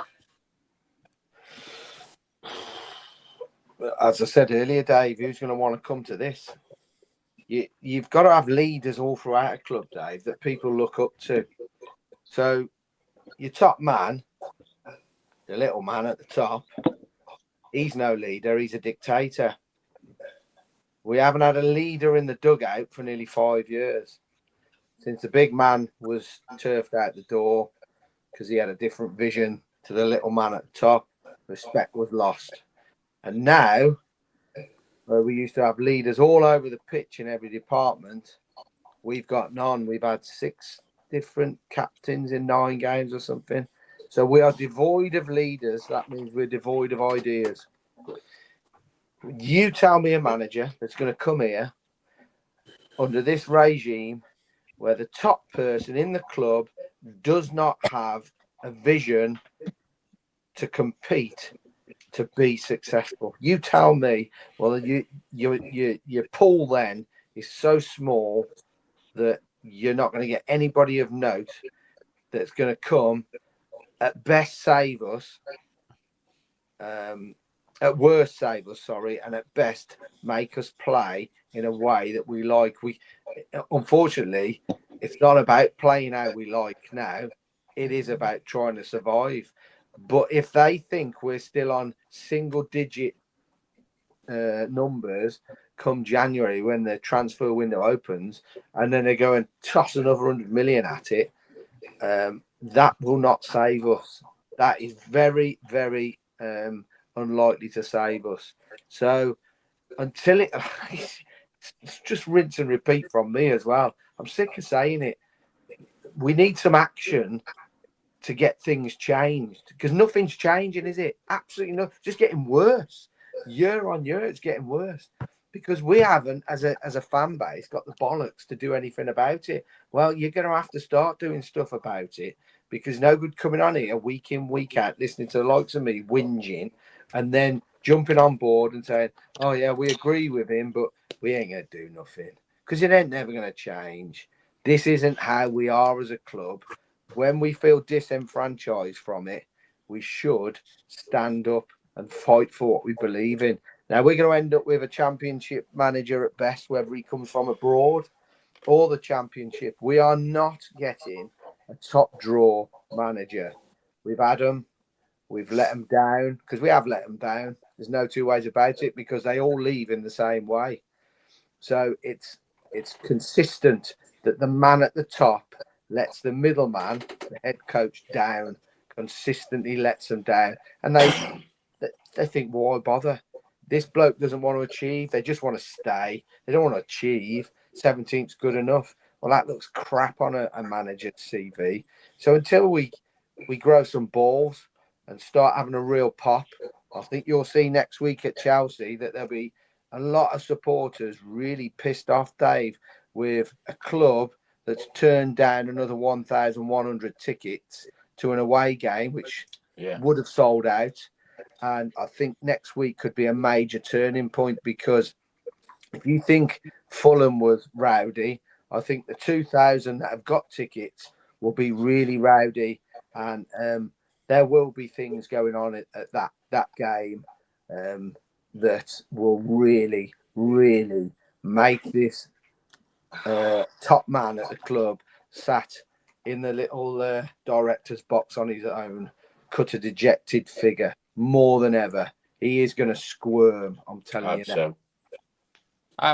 Okay, that's interesting. I guess a lot of that depends on whether it's a brand new manager that's in post, because I would imagine if the brand new manager's in post, the fans will get behind him. But obviously, there's all the chants and stuff. There's no manager that's going to be picked on, because there is no manager. It's not going to be aimed at the under-21 manager or the under-18. It's not, or any new manager. Nope.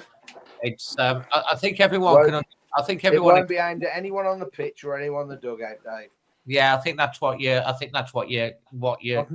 never ever done that, Dave. Never in my 47 years have I aimed any insult at anybody wearing that old gold shirt or away kit whilst they're playing football. Not once.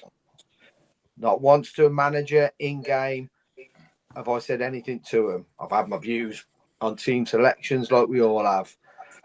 But it's time that we called this regime out. What are your plans for this football club? Because you can't actually tell us what the plans are. Well, get ready, because next week you're going to squirm, and you might just well have to tell us what your plans are. 100%, Sutty, because I think that's the big issue. I mean, Lewis touched on it earlier. The John Textor bid apparently 200 million and 350 million of shares. But obviously he's got issues and all over the place with legal battles, and his Eagles football group, and he wants the Premier League. I think he was interested in Sheffield Wednesday as well. So sometimes, obviously, it's okay if they sell or pass the baton on, but whoever they pass the baton on to, you've got to make sure it's to the right people, not just for the sake of it. We want someone that's going to come in and show some ambition. I mean, I will criticise the Forest owners are as mad as a box of frogs. But like today, I've been hearing when I was coming back from Wolverhampton today, because I had to go down to Molyneux, on the news, obviously the tragedy that was on the train with the stabbings, and there was Forest fans involved. Maranakis, is that his name? Has put out a statement to say thoughts with the fans. If any of the fans were injured, doesn't matter what the money, they will get the best possible treatment. And that, even though he's a bit mad, and he got rid of Nuno, which is crazy, bought in Ange. He has done a lot for the city of Nottingham, and he's come in and he's built the community, and you get statements like that from him, which is what you want from your owners. Dave, they love him. They do love him. They love him. That's what you kind of want. And I think all the Wolves fans want from their owners is, what the hell is the plan? What is this project? Where are we going? What's going to be doing? Are you going to invest in? What's going to happen with the stadium? What's happening with the infrastructure? What is the plan? And I do agree with everyone. It's like, for me, I think if they're going to keep the club, you do need a change of leadership at the top. And for me, as I've said before, I said it today, I said it on the Midlands today, I think whether they put it out tomorrow or not. We need a CEO. We need a proper CEO that can run the club, a footballing CEO, and proper footballing infrastructure. Now, it's just been reported by Alex Crook from TalkSport that Domenico Tetti is not leaving the club. I'm guessing he's going to be involved in the recruitment. Obviously, he was bought in by Vitor Pereira. It's an absolute mess behind the scenes, and this is why, as fans, we want. If they're going to stick around, they need to make leadership changes at the top, and they need to show ambition. They need to show some direction so that the fans can understand. Or if they can't do any of that, they need to pass the baton on. Craig, then Dan. Yeah, that's the one. That's the bloke that when we were down there yesterday, walked past us twice, and never even looked in our direction or said, thanks, guys. What an utter idiot. Sorry. Craig, absolutely. With Domenico Tetti, I mean, we don't know him. He's come in. We haven't heard a peep from him. There's not even been a written interview from him. There's been nothing. I don't know what. Obviously, apparently, he does stuff behind the scenes. I'm not sure what. And he walked past the fans and never even looked over or anything when he went past and stuff. I just think it's really bizarre that we've not even had an interview with him since he's been there. He's just there. Dan, your thoughts? Yeah. I mean, Donna, and then we're going to come to you, Donna. Yeah, say what you want. Say what you want about Tetti. Say what you want about Hobbs. Sorry, but at least Hobbs came out and said stuff. Do you know what I mean? On your fantastic charity football game, Dave, Hobbs came down and said hello to everybody. Made sure everybody was happy and having a good time and everything. I don't think Tetti would do that. As I said on a comment he didn't today. do it. Yeah, as I said on a comment today, he looks like a Bond villain, doesn't he, Dave? Do you know what I mean? He looks like he doesn't. He looks a very strange man. Yeah. But in terms of manager, this is how I see it. Right, you either get a manager that's going to come in and get them playing the way they should be playing, as athletes, put them in the right positions, and make us hard to beat, and just really just dig in and get as many points as we can. That's the only kind of manager we're going to get in now. Now, are they also thinking about championship? Because I'm looking at the fact that Gary O'Neill's being involved again.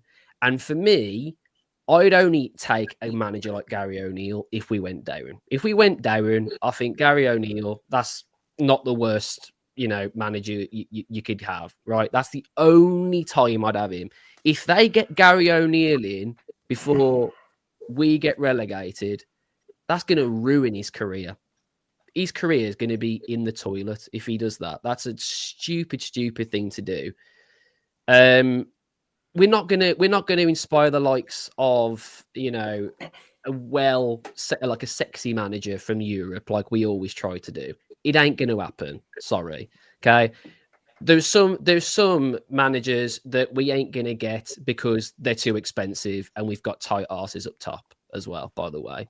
You're not even thinking about the fact that we're going to have to pay these people, and some of them are on some very, very handsome, money and what have you.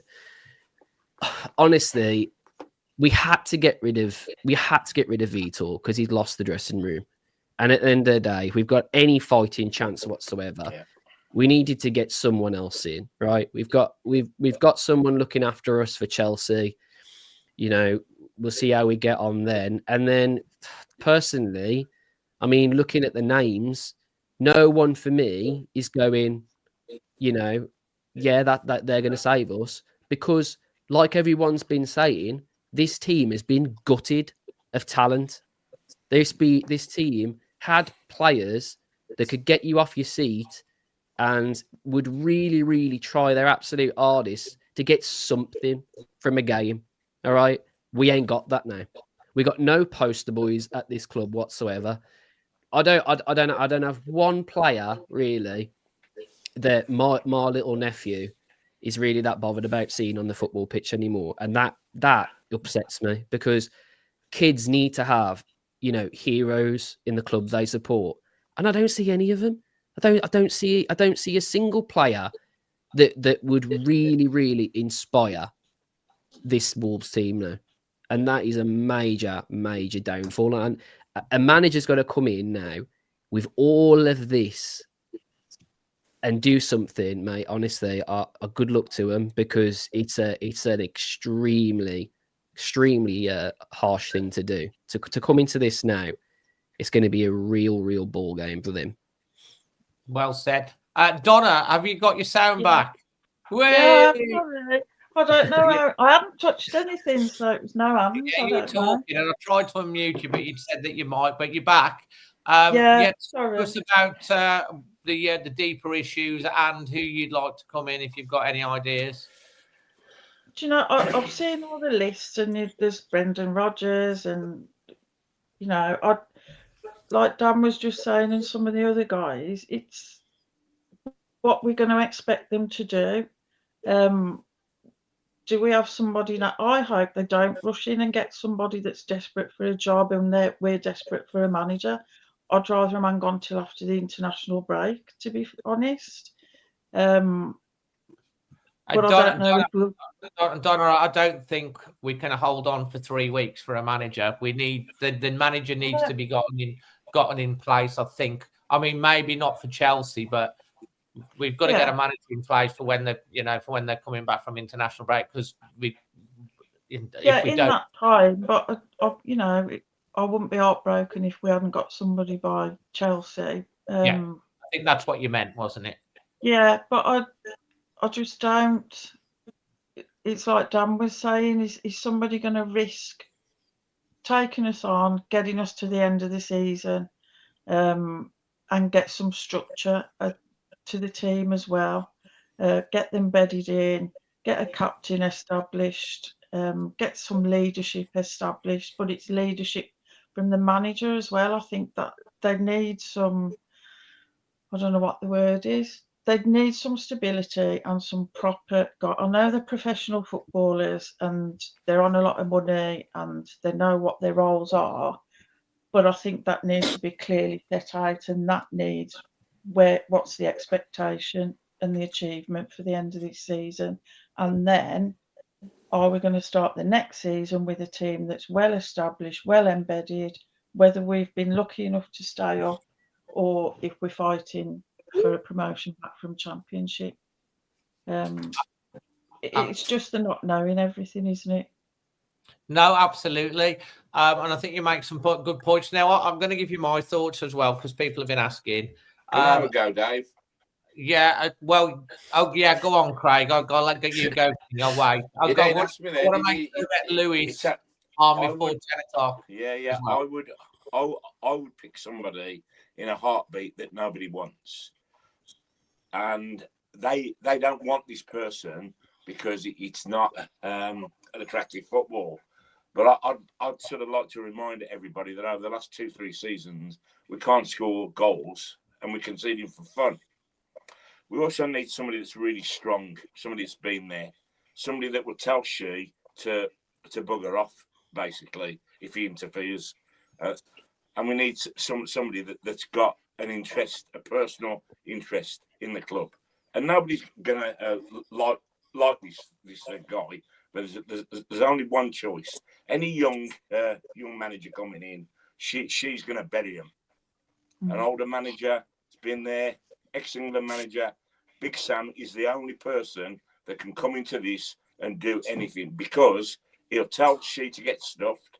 The players will be frightened to death of him not to perform, and he'll put some semblance of structure in our side. And he's a Wolves fan. He's a Wolves fan. Sam Allardyce, I suppose, set pieces and throw-ins are back in a bit old. What are we doing now, Dave? What are we doing? picking the ball out the net and getting no points. I mean, I don't know. I think he's retired. I mean, He'd come back for us. Would he? I think so. Okay. Till the end of the season. That's my opinion. Oh no, it's a good opinion. Some people are agreeing with you. Actually, Big Sam, Sam Allardyce. Someone's laughing here, but you know, but some people agree. I want you to leave in the. Neil White says it's a good shout. Neil says a good shout. Olive Wilson says laughing. Allardyce. Kieran says I can't stop laughing. How did he get on at Albion and Leeds? What caliber of manager do they want then? Because who else is coming? Absolutely, Ben. I'll come to you. But so leave your thoughts on that, because there are a few people that are saying yeah. Lewis, I know you've got to shoot off in a minute, mate. So I do want to get you in, and we've got people in the chat who are ringing in that I want to get on as well. And I'm conscious that you've got to shoot by 10. So, Lewis, I just want you now, before I bring on all the others, and I'll come on with my bits and pieces as well. What's your reaction, first of all, to Big Sam? And is there if you could bring someone in, ideally, who would it be? And what's your thoughts on Jeff and a new CAO, a CEO? And if a CEO, who would you bring in as CEO?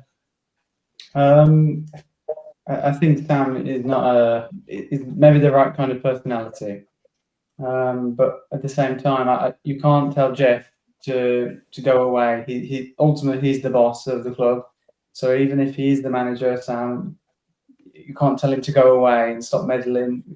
He won't. He'll get sacked. So yeah, you like a strong personality, but you can't just tell the owner to go away. It's their club. You know, they are running it. They're funding it. And they are the custodians, that they hire the manager. So you can't just say, "Oh, I don't like your decision, Jeff, go away." Just sack him. But I like the idea of the personality that he has. I think it's going to be a really big fight for us to stay in the league. And it is difficult maybe to give a contract out to somebody that is like, we maybe need a manager to keep us up for this season. But then if you want to build something beyond that, you don't want that same manager, if that makes sense. So it's difficult to find someone who's willing to come and do a job until the end of the season and then be happy to not see it beyond that. So it's difficult. I don't know who to recommend for the next manager, Dave, because it's just too much of I think it's too much of a mess. I don't know. I look at the names at the top of the list, like Brendan Rodgers. I don't think he'll come for the same reason he left Leicester and Celtic, that he wants players, and if he doesn't get them, he's comfortable enough with himself to say, I'm ready to leave, and that's what happened there.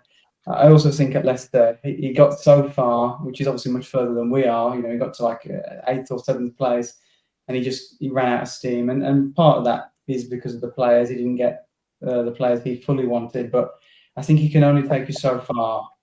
So I don't like him so much. Ten Hag, I didn't really like him at Man United. I think he maybe overhated at Man United, but he's not the right manager for us. So then, I don't know. I do think that someone coming in alongside Jeff is a really good idea, because I don't think he's on his own enough. I remember when Fulham first came, there was another guy, Sky. He was so helpful. Yeah. So Sky was somebody who was a really influential person at the club. And he left a few years ago to take a different job at Grasshoppers.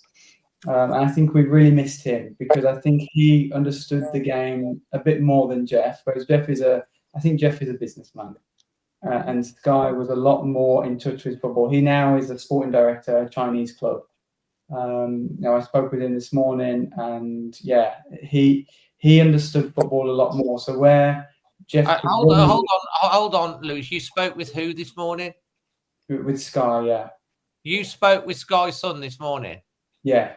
But it's mainly, he just said how sad he is to see us struggling, and how much it's such a difficult situation. It wasn't anything major. But what I mean is, Dave, he had that understanding of football that I think sometimes not that Jeff lacks, but I don't think the people Jeff's put around him in recent times have been able to influence him in the same way Sky could. And I think that's where we're really struggling. And somebody coming in alongside Jeff, I think, would help a lot. But it could be the point where maybe it's time for a completely new person at the top from Folkestone, because I'm really dead set that they won't stay, because it does not make any financial sense for them. And as much as the fans can try to encourage them to leave and make it horrible for them, I don't think they will care. So I really don't. People have bought their season tickets. They're in the contract to buy them. They can cancel them, but I really don't think they're going to sell, and they won't be influenced to sell. So I think the only thing that is that could happen is maybe for Jess to bring somebody else in alongside him, or maybe someone new from Folkestone, because that's the only reason. I think that's the only thing that could happen. I would like something, maybe a different solution, but I don't think it will happen like that. So I think, Jeff, somebody alongside Jeff, like it was when Sky was first here. And I think Sky's son, correct me if I'm wrong, he was being lined up at some point, and then did he have a baby? Well, his wife have a baby, and he went moved back to China. Obviously that baby's going to be grown. Would there be no chance of him potentially coming back now at this point? I don't know. I don't know. No, I don't know.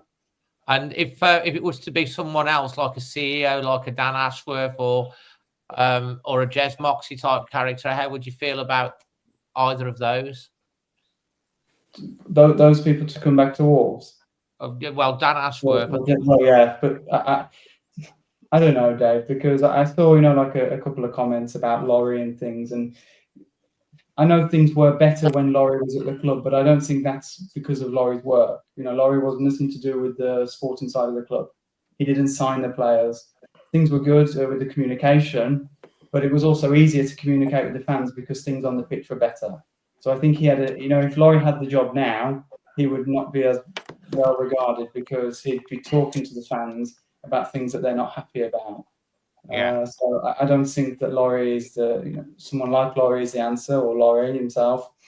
But I liked Dan Ashworth. He did a good job at Newcastle, but Man United went after him for a year, and he lasted, I think, 5 months or something like that. He signed some really poor quality players at Man United. So there is always risks with whoever you look to bring in. Some great thoughts there. Personally, I think we need.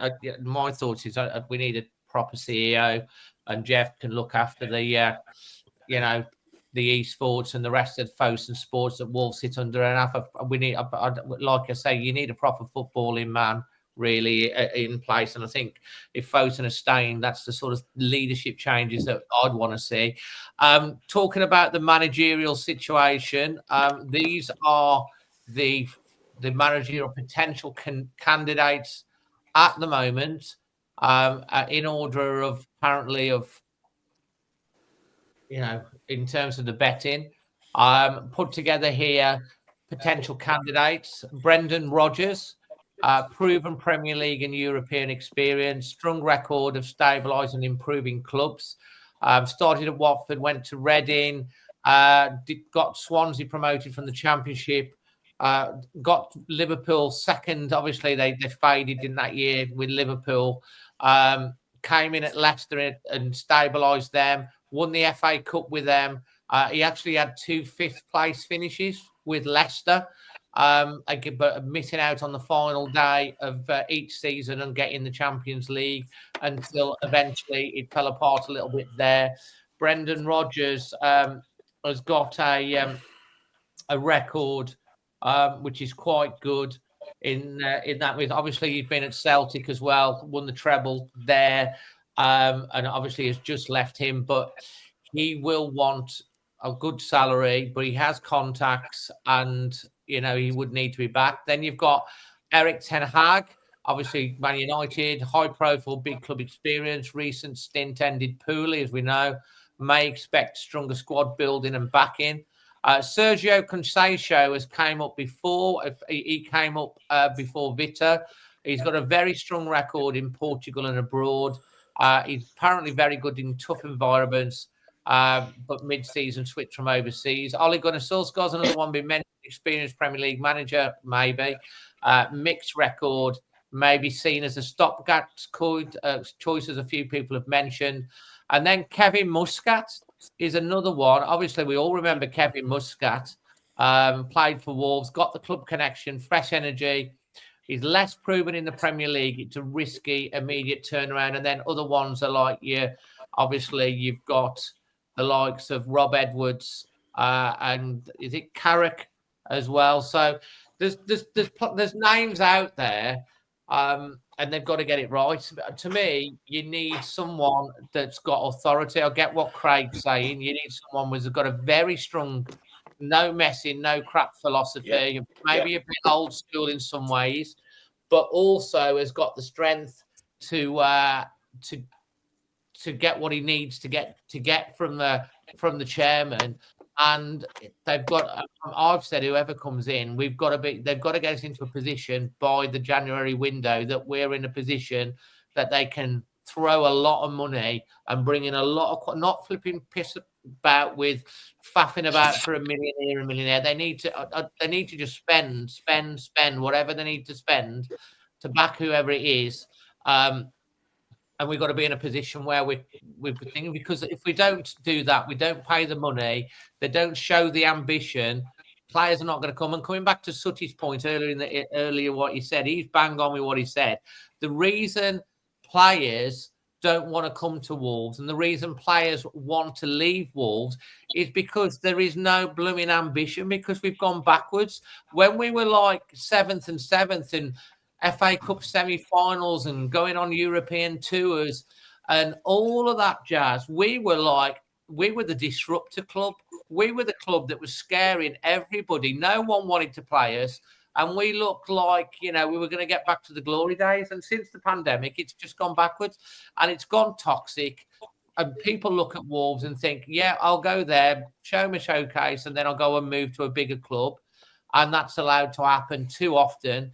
And they bought in potential, like what Dan has said. Is like when we lost Jota, God rest in peace, Jota.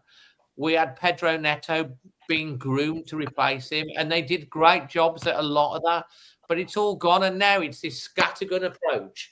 Whereas this team has been destroyed bit by bit as over full circle, Dave. We've gone back to 10 years ago. Over a period of 6 or 7 transfer windows, we've got weaker and weaker and weaker, and we have found some little gems like Cunha, who was crap to start with and come good, but like we haven't got the time for people to bed in because the squad isn't strong enough to be able to do that.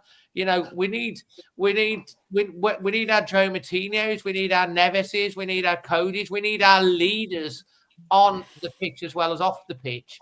And whoever they bring in, personally, my choice would be Brendan Rodgers. I think Brendan Rodgers for me would be my choice. He's got Premier League experience, he's got gravitas, he's managed, he'll command respect, but he will want backing. He will want backing. Sutty. Dave, can I just say this? We've gone full circle here to where we were in 2016. I'm going to go back to 2020, COVID year, bad year for everybody. I'm going to use this club as an example. In 2020, I'd say we were 5 years in front of Aston Villa. Yeah, we were 5 years in front. 5 years on, I'd say we're 10 years behind them. Now, if that's a normal business, whether you're selling fruit and veg or whatever against your nearest competitor, and that happens, and you're the CEO or whoever, you're the chairman, whatever, you're gone. You're gone. And the only reason he's not gone is because he's a dictator, and they're very difficult to get rid of. And I urge you all again, get loud against him, because until he's gone, nothing changes. Now, do you want to know who's the latest favourite in the book is, Dave? Latest? Who's the favourite? Let's go for it, Sutty. It's Gary O'Neill, odds on favourite. How can that be even possible? Seriously, I mean, I just do not. Do you know why it's possible? because he's one of several managers that we're still paying. No, he's still on the payroll. No, please tell me now. Look, Gary O'Neill, I can't even believe that could possibly happen. I just think all credibility of, I mean, there would be a riot. I mean, nothing against Gary O'Neill as a person or whatever, but like, I just can't even believe that would happen. I just I'm can't. not saying it's going to happen, but the bookies have got him as odds-on favourite. It's been reported all over the place, Dave. It's been 64. reported all day. How can that be? Though I just. You're talking about she and Fosun, Dave. That's why it can be. Is the penny starting to drop here now? Is the penny starting to drop after 4 years of, oh no, these are great, these people? Is it starting to? Ask everybody in that comment. Is this starting to drop? What this loon here was saying 4 years ago. Sutty, you're not a loon. You're very strong and very right with your opinions, and I think everyone agrees that there is major leadership problems with the ownership. But like, to make a decision to bring back a manager that was sacked 11 months ago for putting us in this exact same position with some of the players that had lost the dressing room, right? I just who wanted to go, who drove over, was getting vehicles to take him home every single night. Pretty much. Nothing against Gary O'Neill, because like he, as a person, fine, family man. But I don't want Gary O'Neill, by the way. I'm not saying. I just think if they go with Gary O'Neill, it's you're on a losing. If they go with Gary O'Neill, Dave, what Craig stated last year, well, they'll be cutting their own heads off. John, you've got your last week. Sorry, I retract you that, Sutty. What Sutty just said about the manager Gary O'Neill still on a payroll, it must be true, because there was that time when you had Bristol City job available, Norwich job available, there was a Southampton job was available, there was a lot of managerial jobs available, QPR, and there was even moments where I used to think, is he still? Where is he? Is he up for? Is he having interviews at these places? That must be true, because he would have took one of them jobs by now, because he hasn't had nothing since, has he? Since the Wolves. Blackburn as well. Blackburn as well, yeah. So it must be true. Southampton now as well. Yeah. Yeah. Lewis has got to drop off, and we're gonna bring on our phone calls. I know we're going on past 2 hours tonight, but it is a big show. Lewis. Lewis, yeah. Any final words from you before you drop off? Thanks for coming on, mate. You've been brilliant as always. Yeah, I just think it's important as much as we can to stick with the team, because the club and the team and the club are different at the moment. You know, they're not together, and if we can stick with the team, we can still.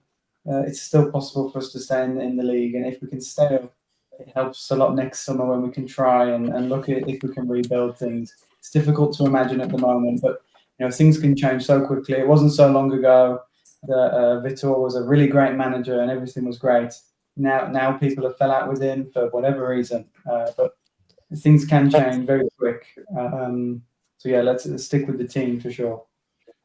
Lewis, absolutely right. I think 100%. Whatever happens off the pitch or with the thingy, the fans, even at the end against Fulham at the thingy, none of it was aimed at the team. It weren't aimed at the team. You know, they might have a go at some of the...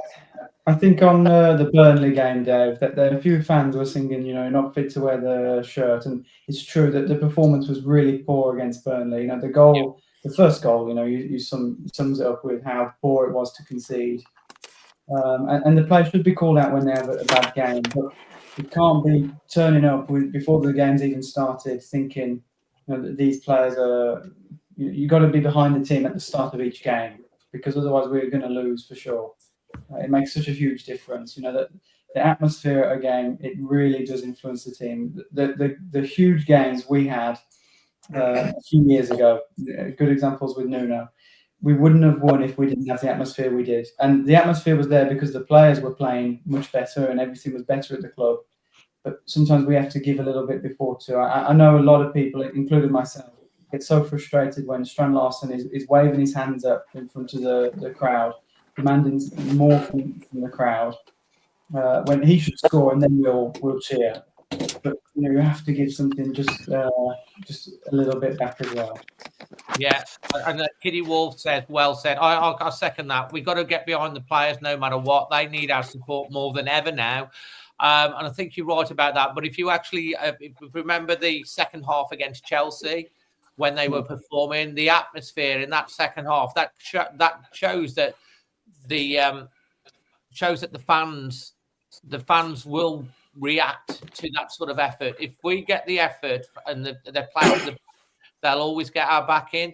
And the away fans, they're always going to think. Sometimes there's going to be a bit of an incident when a manager's coming towards the end of his tenure. You saw it with Gary O'Neill with things, coming out onto the pitch, and you saw it a bit at the end last week.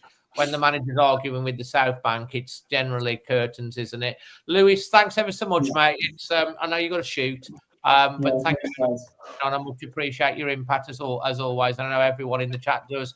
We've got still over 2,000 watching. We're going to bring on one of our guys now into the. We're going to bring on one of our guys now. It's Davis. We have Davis, who's got great hair. It's coming on, and you said you've messaged me in the private chat that you said you've got something that you want to talk about on this one as well. I'm trying to think. Oh yeah. No, it's not nearly anything like I had last week, but it was still something interesting. First of all, it's great to be back here. First thing I want to say is that I've seen a lot of comments on social media, understandably so, of people who are saying that, for example, we're very ashamed to be a Wolves fan right now. I don't feel the same way at all. I feel that, especially based on how the fans reacted and how the fans were at Fulham, I thought it was unbelievable. And those who traveled, watching in the pub, it was actually my going away party with Charlotte Wolves. I'm moving across the country in 2 weeks. And watching how the fans were singing the whole game was unbelievable. I was so proud. And when you can't be proud of the performance that's on the pitch, you can control how you are in the stands. And that was just, I thought that was absolutely unbelievable. So I just want to commend all those who were there. At this party we had at the pub, I was having a conversation with somebody there who knows a real estate agent. And apparently Fosen, and again, I know that Dave likes to have his sources verified. This is a lot of hearsay. This isn't the strongest source that I'll ever have. But apparently Fosen are trying to build and sell apartments here in the States. And what they're doing with Wolves right now is hindering their ability to make these sales, which is really remarkable when you consider that we Americans generally all we care about are the big six, quote unquote. That just shows you how bad Fosen's reputation are at the moment, even in the States. And that's something that I just found very interesting. It's not quite what I had last week, but I just thought that was something that was notable. And speaking on the theme of sticking to the theme of Americans, as an American myself, I would be very, very, and we've touched on this topic a little bit earlier on the show. I'd be very afraid to have John Textor as the owner of this football club. Not just the fact that he is I don't want to say he is a criminal, but he certainly seems like one. And he's left several clubs in ruins. But the fact that being a little bit self-aware, We Americans, when we go into lands that are not our own, we tend to ruin a lot of things that we touch and try to Americanize things. And with Wolverhampton Wanderers, I would be very, very disappointed to see something like that happen. And one last thing I will say, because we just talked about Gary O'Neill, and I actually saw that Liam Keane reported on this. So this is it was broke. I think it was broke by Ben Jacobs, I think, or Alex Crook. Right. So not that I wouldn't be opposed to it because he's a bad manager, which I think he is a bad manager.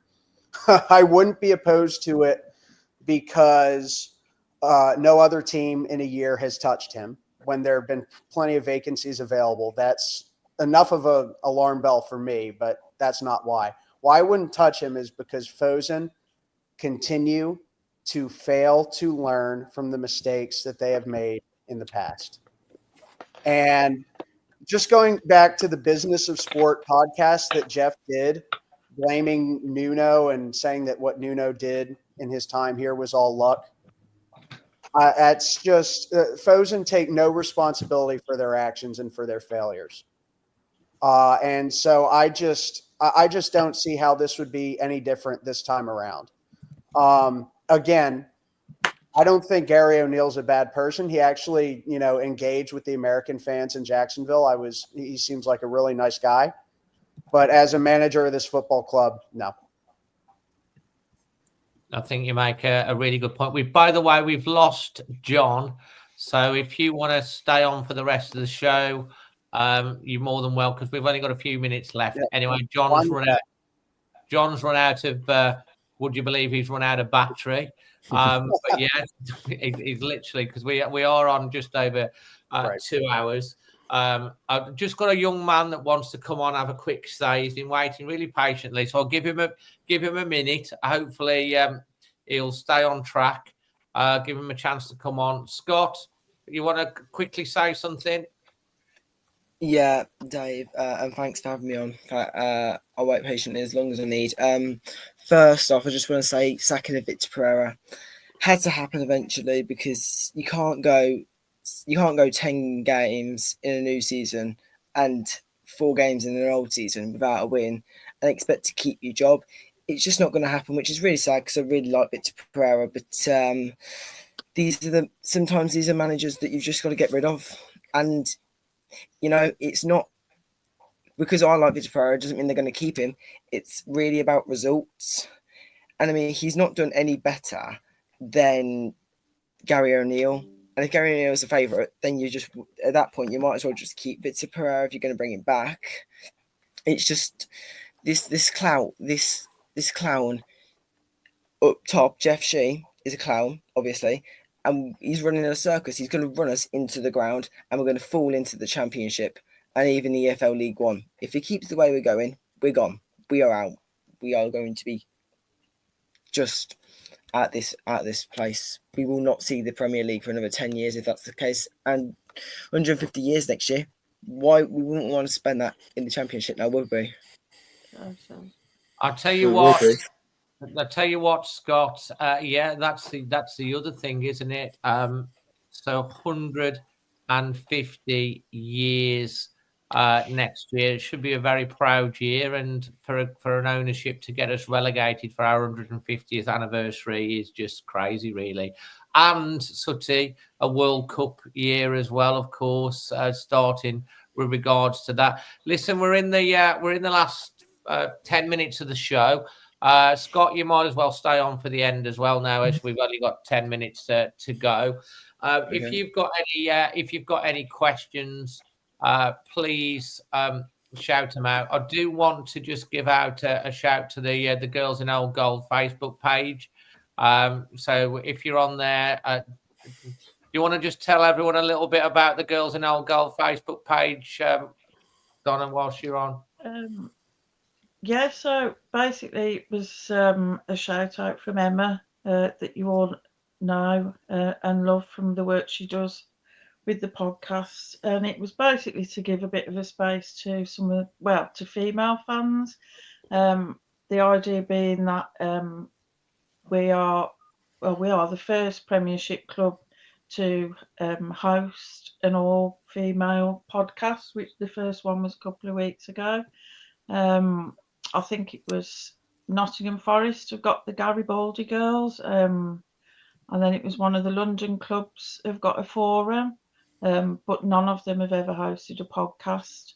But we want to take that further and expand it into, going to meeting up and having guest speakers and things like that. So hopefully it's going to evolve and mingle with you guys a bit more as well. Yeah, I think that's it, isn't it, Dave? In a nutshell. Yeah, and I'll put the links in the chat. So if you're a female Wolves fan, they're close to 100 members. Go and get yourself on that. It's well worth it. As I say, there's some great things happening with that. The girls in old gold. And I'm just going to give a little bit of credit to the inspiration. Although I've been thinking about it for ages. Just going off tack whilst you put some questions in the thing to Mr. Sutty, because he's my good buddy. He's got very, very strong views. We don't always agree, which I don't think he should ever. In football, it's a passionate thing, but we're very good mates, and we love everyone to come on here with whatever strong views. But Sutty said to me, "Tell him what you said to me," and I've been thinking about it for ages, and it's come out of his little giving me a bit of a kick up the backside. So, Sutty, do you want to come in on that? Well, like I said last week, Dave, I looked out. I know there's female groups at other Premier League clubs, but I'd never seen an all-female podcast. And when you look around Molineux and even away games now, away games years ago were the domain of old-headed men like me, basically. But now there's as many women as there are men, and they need to have their say on how this club's being run and are they happy with it or not, without being sort of shouted down by bold men like me again, with strong views. It's a different take on how the club's being run. I did say to you that I thought the producer would be a very good host, and I think she is the best female pundit podcaster out there, to be honest. She did an interview with Midlands Today as well today. She did. She's very grounded, and yeah, even when she comes on here, she's not overawed by strong personalities, and I think she's a really good host, and I think they'll go, no matter what division we're in, Dave, I think they'll go from strength to strength, and they do deserve their say. Absolutely. So yeah, we do talk a lot. We have some of the girls, the ladies that are part of the women's team as well.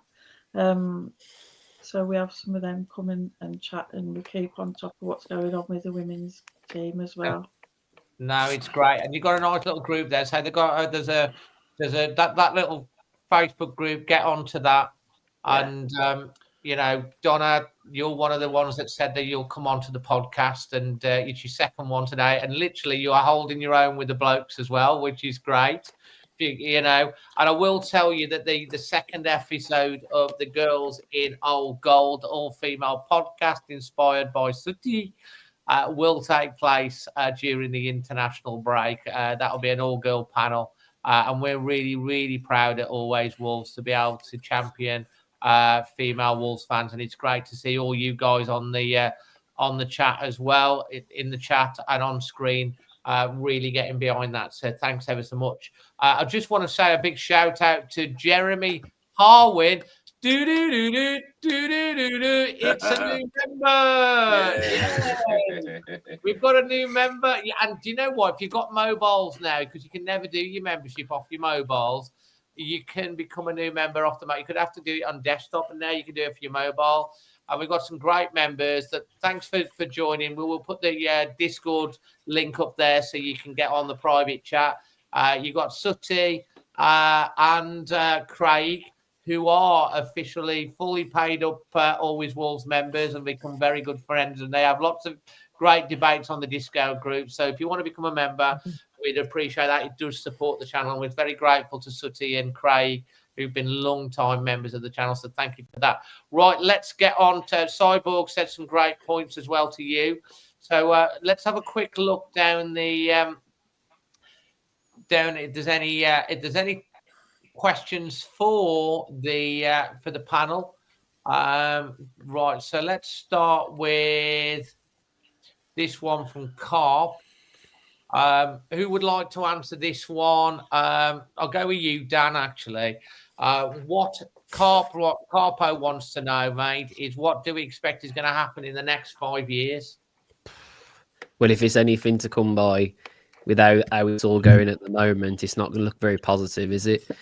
I think we've all made our voices quite loud, and Sooty's very correct. We need to make it louder because it's all coming from one source. Let's be honest. The reason why there's so many managers falling, there's a reason why there's so much uproar about every single season being exactly the same, Groundhog Day. It's all stemming from the same place. So if you're telling me in 5 years and Fosun is still in charge, I tell you what, we ain't going to look very good, is he? I mean, it's horrible to think, to be honest. I'm one of these people who try not to think too far ahead because it's especially with football, bloody hell. But 5 years, mate. I mean, I would like, if it's a question of what I'd like Wolves to get someone else in charge and actually become a footballing team with someone with a footballing brain in charge, where we can start to actually become the football club we deserve to be, based on all these wonderful people, all the wonderful fans singing despite loss. Because I'll tell you what other side does that? What other side still keeps singing after they lose? Not many at all. And the reason for that is because we are diehard fans. We got one club, and in 5 years, I want us to be where we deserve to be, which is being a competing Premier League team. That's where I want us to be. But where we're heading at the moment, it don't look like we're going to be there, does it, Dave? No. And I think we all concur with that. We want our club to be competing for honours in the Premier League, qualifying for European tours regularly. We had that taste of it. We liked it. We want a lot more of that, and we want owners that show ambition and are going to back it in the right way. A question for Sooty, because AJ, you brought this up. AJ wants to know where you got the gone thing. Dave, I'm very sorry, but I've got to go. Okay, bye. Thanks for coming on. Cheers, Scott. Thanks, Scott. He's probably he's a young lad. I said he could stop on this one because he only comes on thing. Sooty, just quickly answer AJ where you're getting the gone stuff from, mate. It was on Bet365. Bet365. Thank you very much. Let's have a look down that panel. Quickly round each one of you. Very quick answers. We'll start with you, Craig. Then we'll go around the circle. Darren Timmins wants to know: are we going to, after 10 games, do you still think we can stay up? Yes, no answer. Yes, if we get the right coaching. Davis. No. Donna. Blue sky, yes. Yes. Okay. Sooty. No. Dan. I know you wanted a yes or no answer, but let's be honest. The season starts now. Like Jeff's coming out 10, 15 games in. This is where the season starts. So as much as Jeff Shee probably thinks, we're probably going to be fine. But from what I'm thinking, no, it's too late. It's absolutely too late. We haven't got enough quality. And unfortunately, we're probably looking at managers now to be championship managers. And that's why Gary O'Neill's involved now. And can I address that point that Dave made about that Dan made about championship managers? Yeah. I mean, I think that there's one name that we haven't mentioned that I'm really, I think we need somebody with Premier League experience, right? Like Rodgers, Solskjaer, someone like that. Big Sam, maybe someone like that, right? I'm really, I said no very quickly. I don't think we have a chance to stay up, personally. So I think we need to start looking at, and Fosun will start looking at managers who have who have championship experience, right? Somebody with something to prove, somebody who maybe has a history of the area, maybe somebody who who might be out of a job soon. And I think that there is, and also somebody who's been linked to us before. And I'm very afraid to say that there's one manager out there who fits that description. Does anybody know who I'm talking about before I say who it is? Oh, go on. Carlos Corberan. I thought, yeah, with Albion. Yep. Oh my That's I was going to say Albion. I couldn't think. That's not who I want. Didn't he go to Valencia? Yeah, but they're 18th in La Liga. They're Right. 18th. He could very well be out of a job very soon. They just lost 4-0 to Real Madrid. I'm afraid that's who we're going to end up with. Interesting. Dave, really quick post on Twitter from Zhou, right? And we've had it on the Discord group, and it said it's a cryptic message, and it isn't a cryptic message at all. You want about Joe Gomez? Yeah, he's a devout Christian, okay, and he's put on here 1 Psalms 12:1, 21. I lift up my eyes to the mountains. Where does my help come from? My help comes from the Lord who made heaven and earth. Well, what he's saying is he's had an answer to prayer. So for all those all those that think that that's cryptic, it isn't. He's saying that he's prayed for this change and it's come about, which sums up what we saw yesterday at Fulham3-0 with Joe and Andre standing to one side. He's a devout Christian, and he would have prayed to get VP out of the way. And you have to ask yourself why. I love Go that. on, Donna. Yeah. Just so I was thinking, Craig, before you said that, and it was something that Dan said earlier as well about the kids having people to look up to. And then some of the behaviour over the last couple of weeks, the confrontation at the South Bank, Jose saw on the car park after, and I just wonder if they've been so desperate, they've felt so tongue-tied and unhappy. Yeah. And that's a reach out behaviour. It's like, we've had enough, we don't know what to do. And I include Vitor in that as well. And Dan, when you were talking about the players and kids having heroes and people to look up to and follow, and I think we talked about it in the girls podcast the other week, that Wolves have been a bit of a shopping channel. Players have come and they've developed, and then people have put in offers, and then they've been a stepping stone to somewhere else. And now I'm thinking, are these players just going to want to go? Because once we drop down, they're going to lose that platform for where they thought they might end up in their careers. And they might be asking for transfers and It's what it's like I've said before, Donna. We are a tourist club now. We're a tourist club.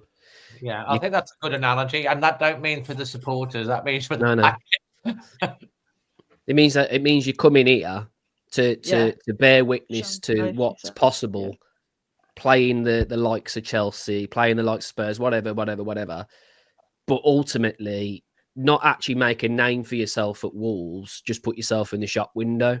Which is why I think why we play good against bigger teams is because that's when the people in our team are trying to think, well, I need to make a bit of a go here because now I'm in the spotlight. Do you know what I mean? And I've seen this time and time again with Wolves. When we're playing teams, that are just coming up or whatever, no one's that interested. But then when you're playing teams like Liverpool, Man City and everything, every now and then, it just clicks. And I think it's because we have got that mentality in this club, and it's all down to Fosun. And I'm sorry, it is down to Fosun. Yeah, I'm just going to come in on the on do we think we can stay up or not? Do we think we're going to go down? Yes, no answer. I think you have to qualify it, like you say. If they make the wrong appointment or a Gary O'Neill or that type of manager, then yeah, we're going to go down. If they make the right appointment with the right person with a strong personality that and they back him properly, I still think there's hope because. You know, we've still got 29 games left. It basically means we've got to win 1 in 3. West Ham won again today as well, didn't they? Yeah, so we're 8 points adrift. We need to win 3 games just to get back level.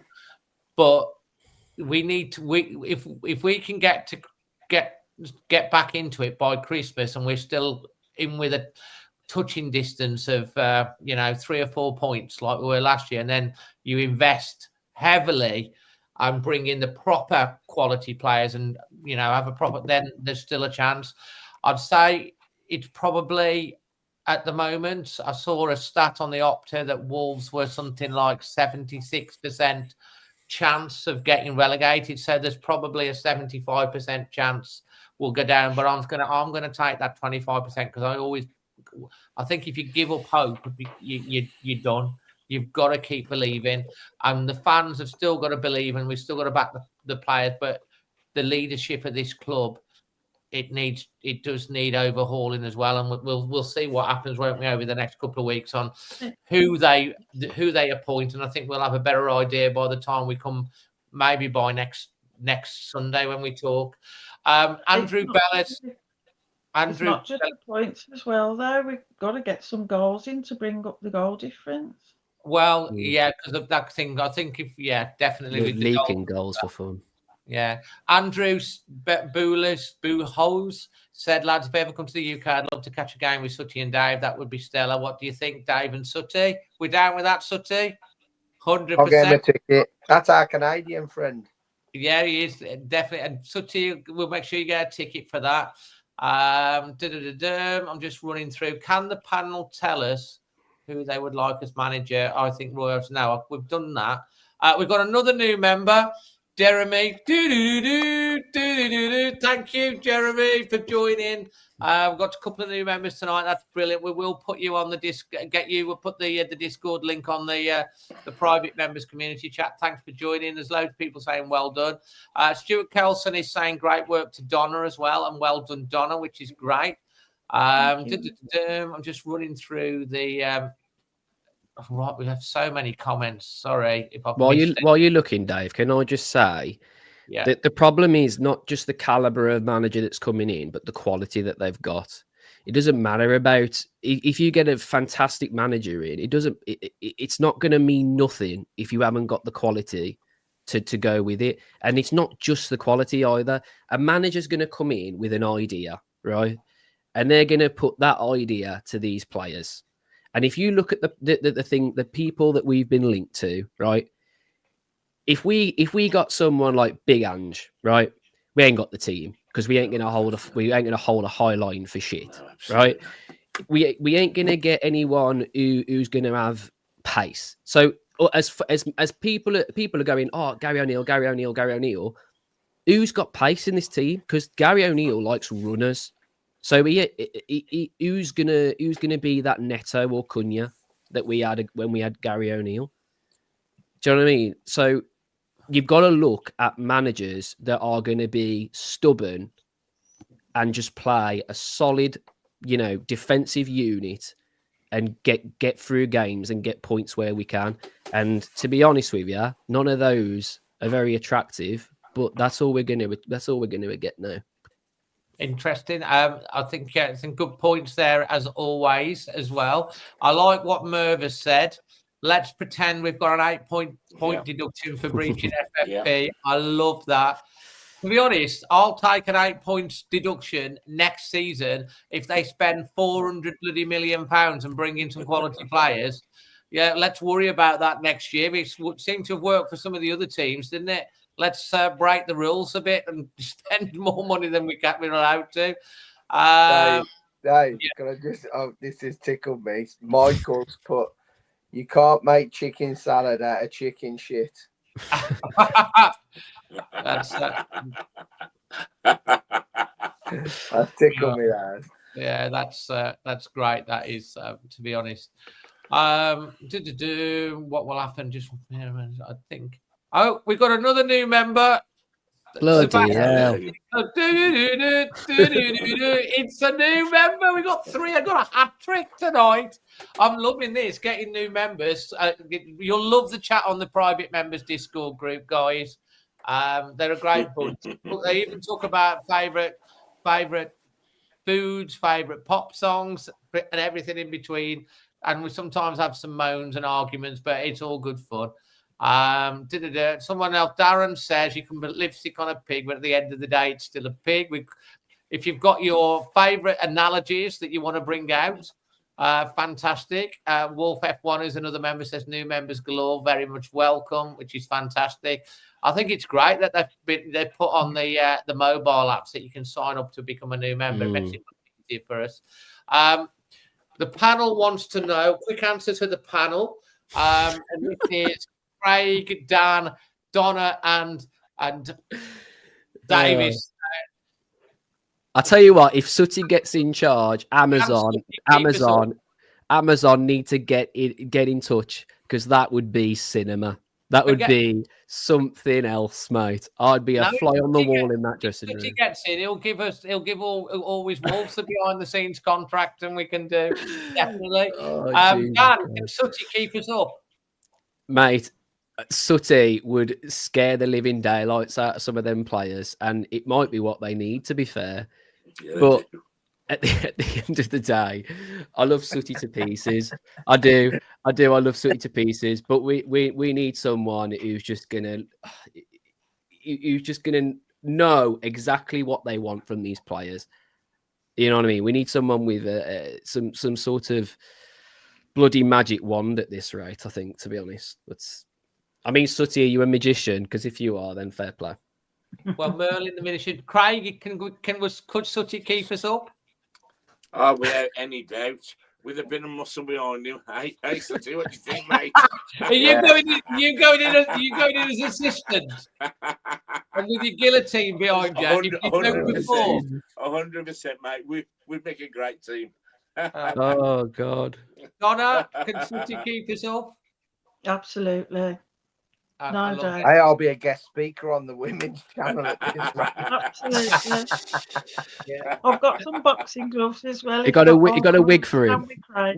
Donna's got some boxing gloves. You got to put a wig on him, yeah. You can put a blonde wig on you. You'll be fine.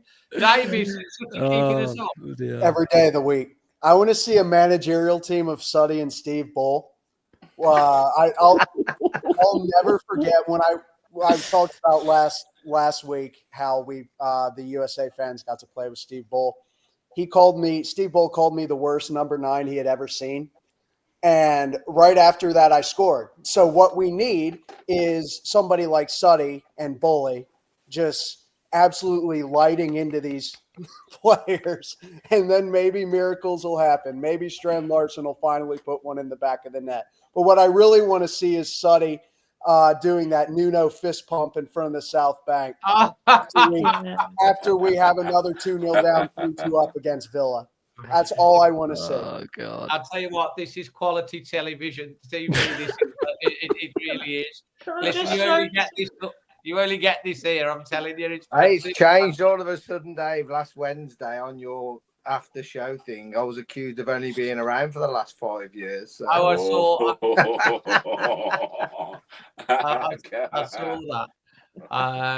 Can't tell the stories, Sooty. Can I just say, I have sent my CV in 3 times myself. Have you not had a reply? I had one. I sent it after they sacked Dave Jones, after they sacked Stale-Bacon, and after they sacked Walter-Zenga. Wow.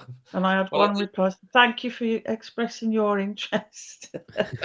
Fair enough. I was that fed up. I thought I might as well apply myself. Well, don't be sad, Donna. You never know. If Sooty does get in, you might get to be part of his backroom team. You never know. Motivational speaking. Josh, Josh, who's another one of our members, actually, top guy, Josh. He's been on the channel regular. One for Craig. Oh, yeah. How was Australia, and what should I look forward to? We are having a light-hearted finish to the show, so yeah, the spiders and the snakes are absolutely on the dot, Josh. I think that we need to talk in the Discord group, mate, because it could take too long. Bless you. Yeah, no, he's had a great tour. I think the MCG was one of your top things, wasn't it? Amazing. Absolutely amazing. You'll go to Ayers Rock and sleep outside like that. Darwin and from Melbourne up to Darwin, Brisbane, Suncorp Stadium, MCG in Melbourne, and in the Accor in Sydney. It was amazing. I love that. This made me laugh. Mark Wallace and Dazzling, your channel is flying off the back of this mess at least. Every cloud, sooty t-shirts, mugs fly off the shelf. No Sudo though, Dave. No, absolutely not. You're not wrong either. You know, cut his head off would make a new one as well, wouldn't it? That would be good. I'd design it. At least we're having a laugh. Oh, Jesus. Oh my God! I'm just never going to leave that down. Sebastian, who's one of our new members, great podcast. Glad to be a member. Absolutely, loving that, mate. Looking forward to the chats in the Discord group with you. Ailang says Sooty and Kevin Muscat in the dressing room. Poor bloke. Yeah, I'll come in. That's asking, am I with Sooty? I'm there, man. I'm definitely. I'll be the PR guy or something for Sooty or something. He didn't mean to punch him. He was just stretching his arm at the time. The first day to Dave, after giving him a slap round the ear. Oh man, yeah. Hold on, have I got some messages coming through? No, hold on. So, mate, you've got loads of fans coming in here, Dave. You're missing out, son. There's three new members. Another 3. Get them in. Yeah. Oh my God. Yeah. Jesus Christ. Robin Sylvester. I have to do this. I have to do the. It's a new member. Boop, boop. Robin, welcome. Sorry, I'm getting down to you. We've got Brent Gunner. I hope I say that. Neval. It's a new member. Thank you. I'm gonna have to put the link on for everyone to get the Discord group in a minute. Fantastic. Shane Ashley, welcome as well. It's a new member. I haven't even got that far down. So thank you for that's amazing. I think it's because it's just brilliant. Well, thank you very much. All the new members are welcome, says Sarah. Josh says you need an audio clip of the goal tune. Absolutely. You know what? Well done, Josh. I could make you a soundboard thing for that, like a little soundbite. I do need the soundboard, don't I, for that? So there must be on there somewhere. Yeah. But yeah, I'll have to just sing it for now. So that's great. We need new effects. Hold on, there is sound effects on here now. Somewhere. Here we go. There is sound effects on here. I'm sure there is. Media assets. Where is it? There's a Halloween pack, but we don't really want the Halloween pack, do we? Hold on. Here we go. There's going to be a sound effect for all of the thing we're going to go with. Thank you for joining. And beautiful. We're going to go with a nice gong. or that's Jeff. I eat that sounds too tiny. Or when Jeff Shee, when Sooty is announced as manager. Love it. Oh God. Okay. Oh, we've got drum roll. That's me. That's me. If Gary O'Neill gets announced as bloody manager, that's my bloody. That's me heading into the. They're bloody... reporting it in the Guardian. Gary O'Neill gets announced as manager. There it is. Yeah, so there you go. A few sound effects. Guys, literally, we've had a great show. A bit of a laugh towards the end as well, which is great. Thank you for everyone that's been involved. We've still got nearly 2,000 watching live. We're on 2 hours, 39 minutes. It might be the longest show we've ever done. Another member, Dave. Simon. Another member. Another member, mate. I'm on board of this here. I'll just keep telling you.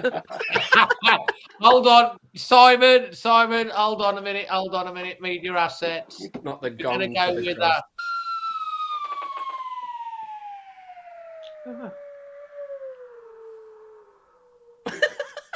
Simon, welcome. I love it. Listen, guys, we've had 4 new members. This has just gone mad tonight. Well, put the Discord group. You can get on that.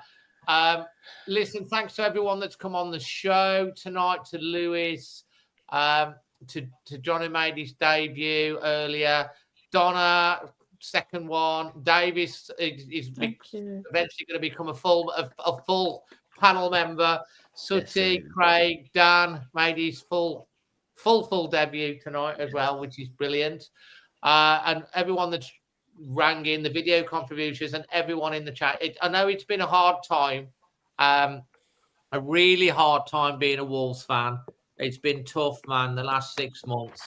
We're depressed, we're fed up, the joy's been soaked over us, but we're still turning up every week. The extra time Sunday night therapy is still here. And at the end of a 2-hour, 40-minute show, we're having a laugh at the end. And I think that sums up Wolves fans generally. It doesn't matter how bad things get. We can still have a laugh. We can debate. We can disagree. We can do all sorts and be fed up. But no matter what, we'll still back the boys. And even if we were in the National League, we would still be there, and believing and hoping. So, look, Vitor Pereira is gone.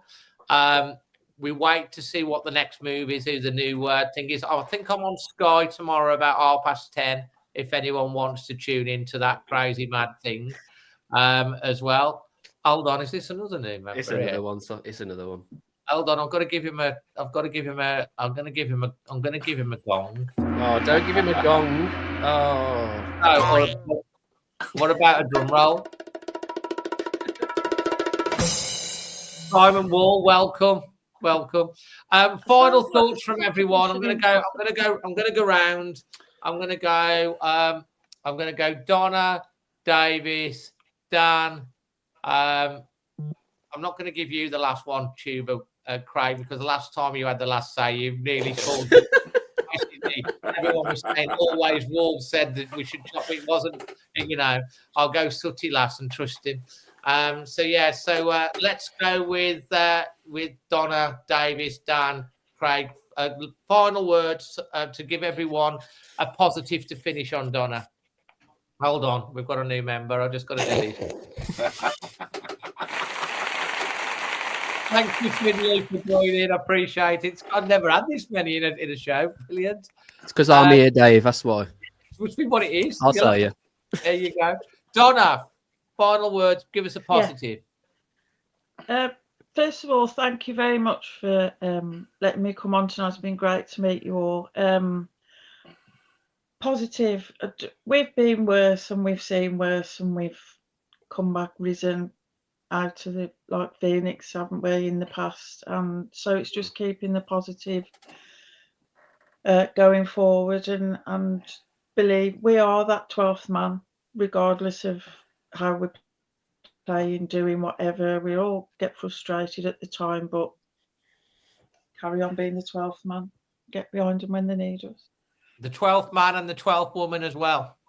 Absolutely. Davis? Dave, I want to thank you for having me on again. It's great to be here. I think, as I mentioned earlier, I think that the one thing we as Wolves fans can do and as supporters of the club is stick together, because that's what they're going to want us to do, is to be divided and to be going after each other, right? When the real focus and the real blame should be on the ownership, right? We've just got to stick together, do our very best to continue to get behind the team, even though they may not deserve it. So And just once again, thanks for having me on. It's really fun. So we love having you on, Davis. Thanks for coming on. Dan, to you. Final thought. Positive is a positive. Okay, so I've been a fan ever since I was born under a Wanderers scarf. That was my dad. God rest his soul. That was his song, right? I was born under a Wanderers scarf. It didn't matter when I went to school. Everyone were bloody United fans, Liverpool fans, and I was cheering because Kenny Miller scored against United, and that was probably the only thing we did all season. All right, or that win against Leicester. Do you know what I mean? We support this team because we love this club. Okay, it doesn't matter about the owners or whatever. We'll be here when they're not here, and the main thing is now we support the lads because at the end of the day, what else can we do? All right, we love our club, and we'll support them, and we'll have to just make sure, like Sutty said, make our voices heard on what we want from the ownership, etc. But we have to support whoever comes into that dugout now. We have to. 100% right. I just want to say again, big thank you to Creation Wolf for powering the show. Much appreciated. Dan, absolutely spot on. Craig, you don't get the last say today because really short and sweet. The sun will come up tomorrow, and where there's life, there's hope. I love it. And Sutty, to finish the show, give us a positive, mate. Couple from me. Great teams need great leaders. They don't just appear. They need a leader that they believe in and who galvanises them. That team's not galvanised, Dave, at the moment. So we need the right person to galvanise this side. A big shining light for me this weekend, Dave, is a fan base like no other, really. We might sing songs from past about past players and heroes as we look at them, and I should imagine the likes of Raul Jimenez walked off that Craven Cottage pitch yesterday with a tear in his eye yet again. He must worship us like none of us would believe, and let's hope that we can get these lads feeling like that with the right leader in Jeff. Do the right thing, because I promise you now, this is a promise from me, Jeff. If you keep fucking this club around, your life will be hell in Wolverhampton. Do the right thing, get the right people in, and back them. Absolutely well said, guys. It's been an incredible show. We're on 2 hours. I'm sorry it's been such a long thing. If you listen, I was talking. I remember last week a friend of mine, John, who become a good friend. I bumped into him. He says, "I'm halfway through the podcast."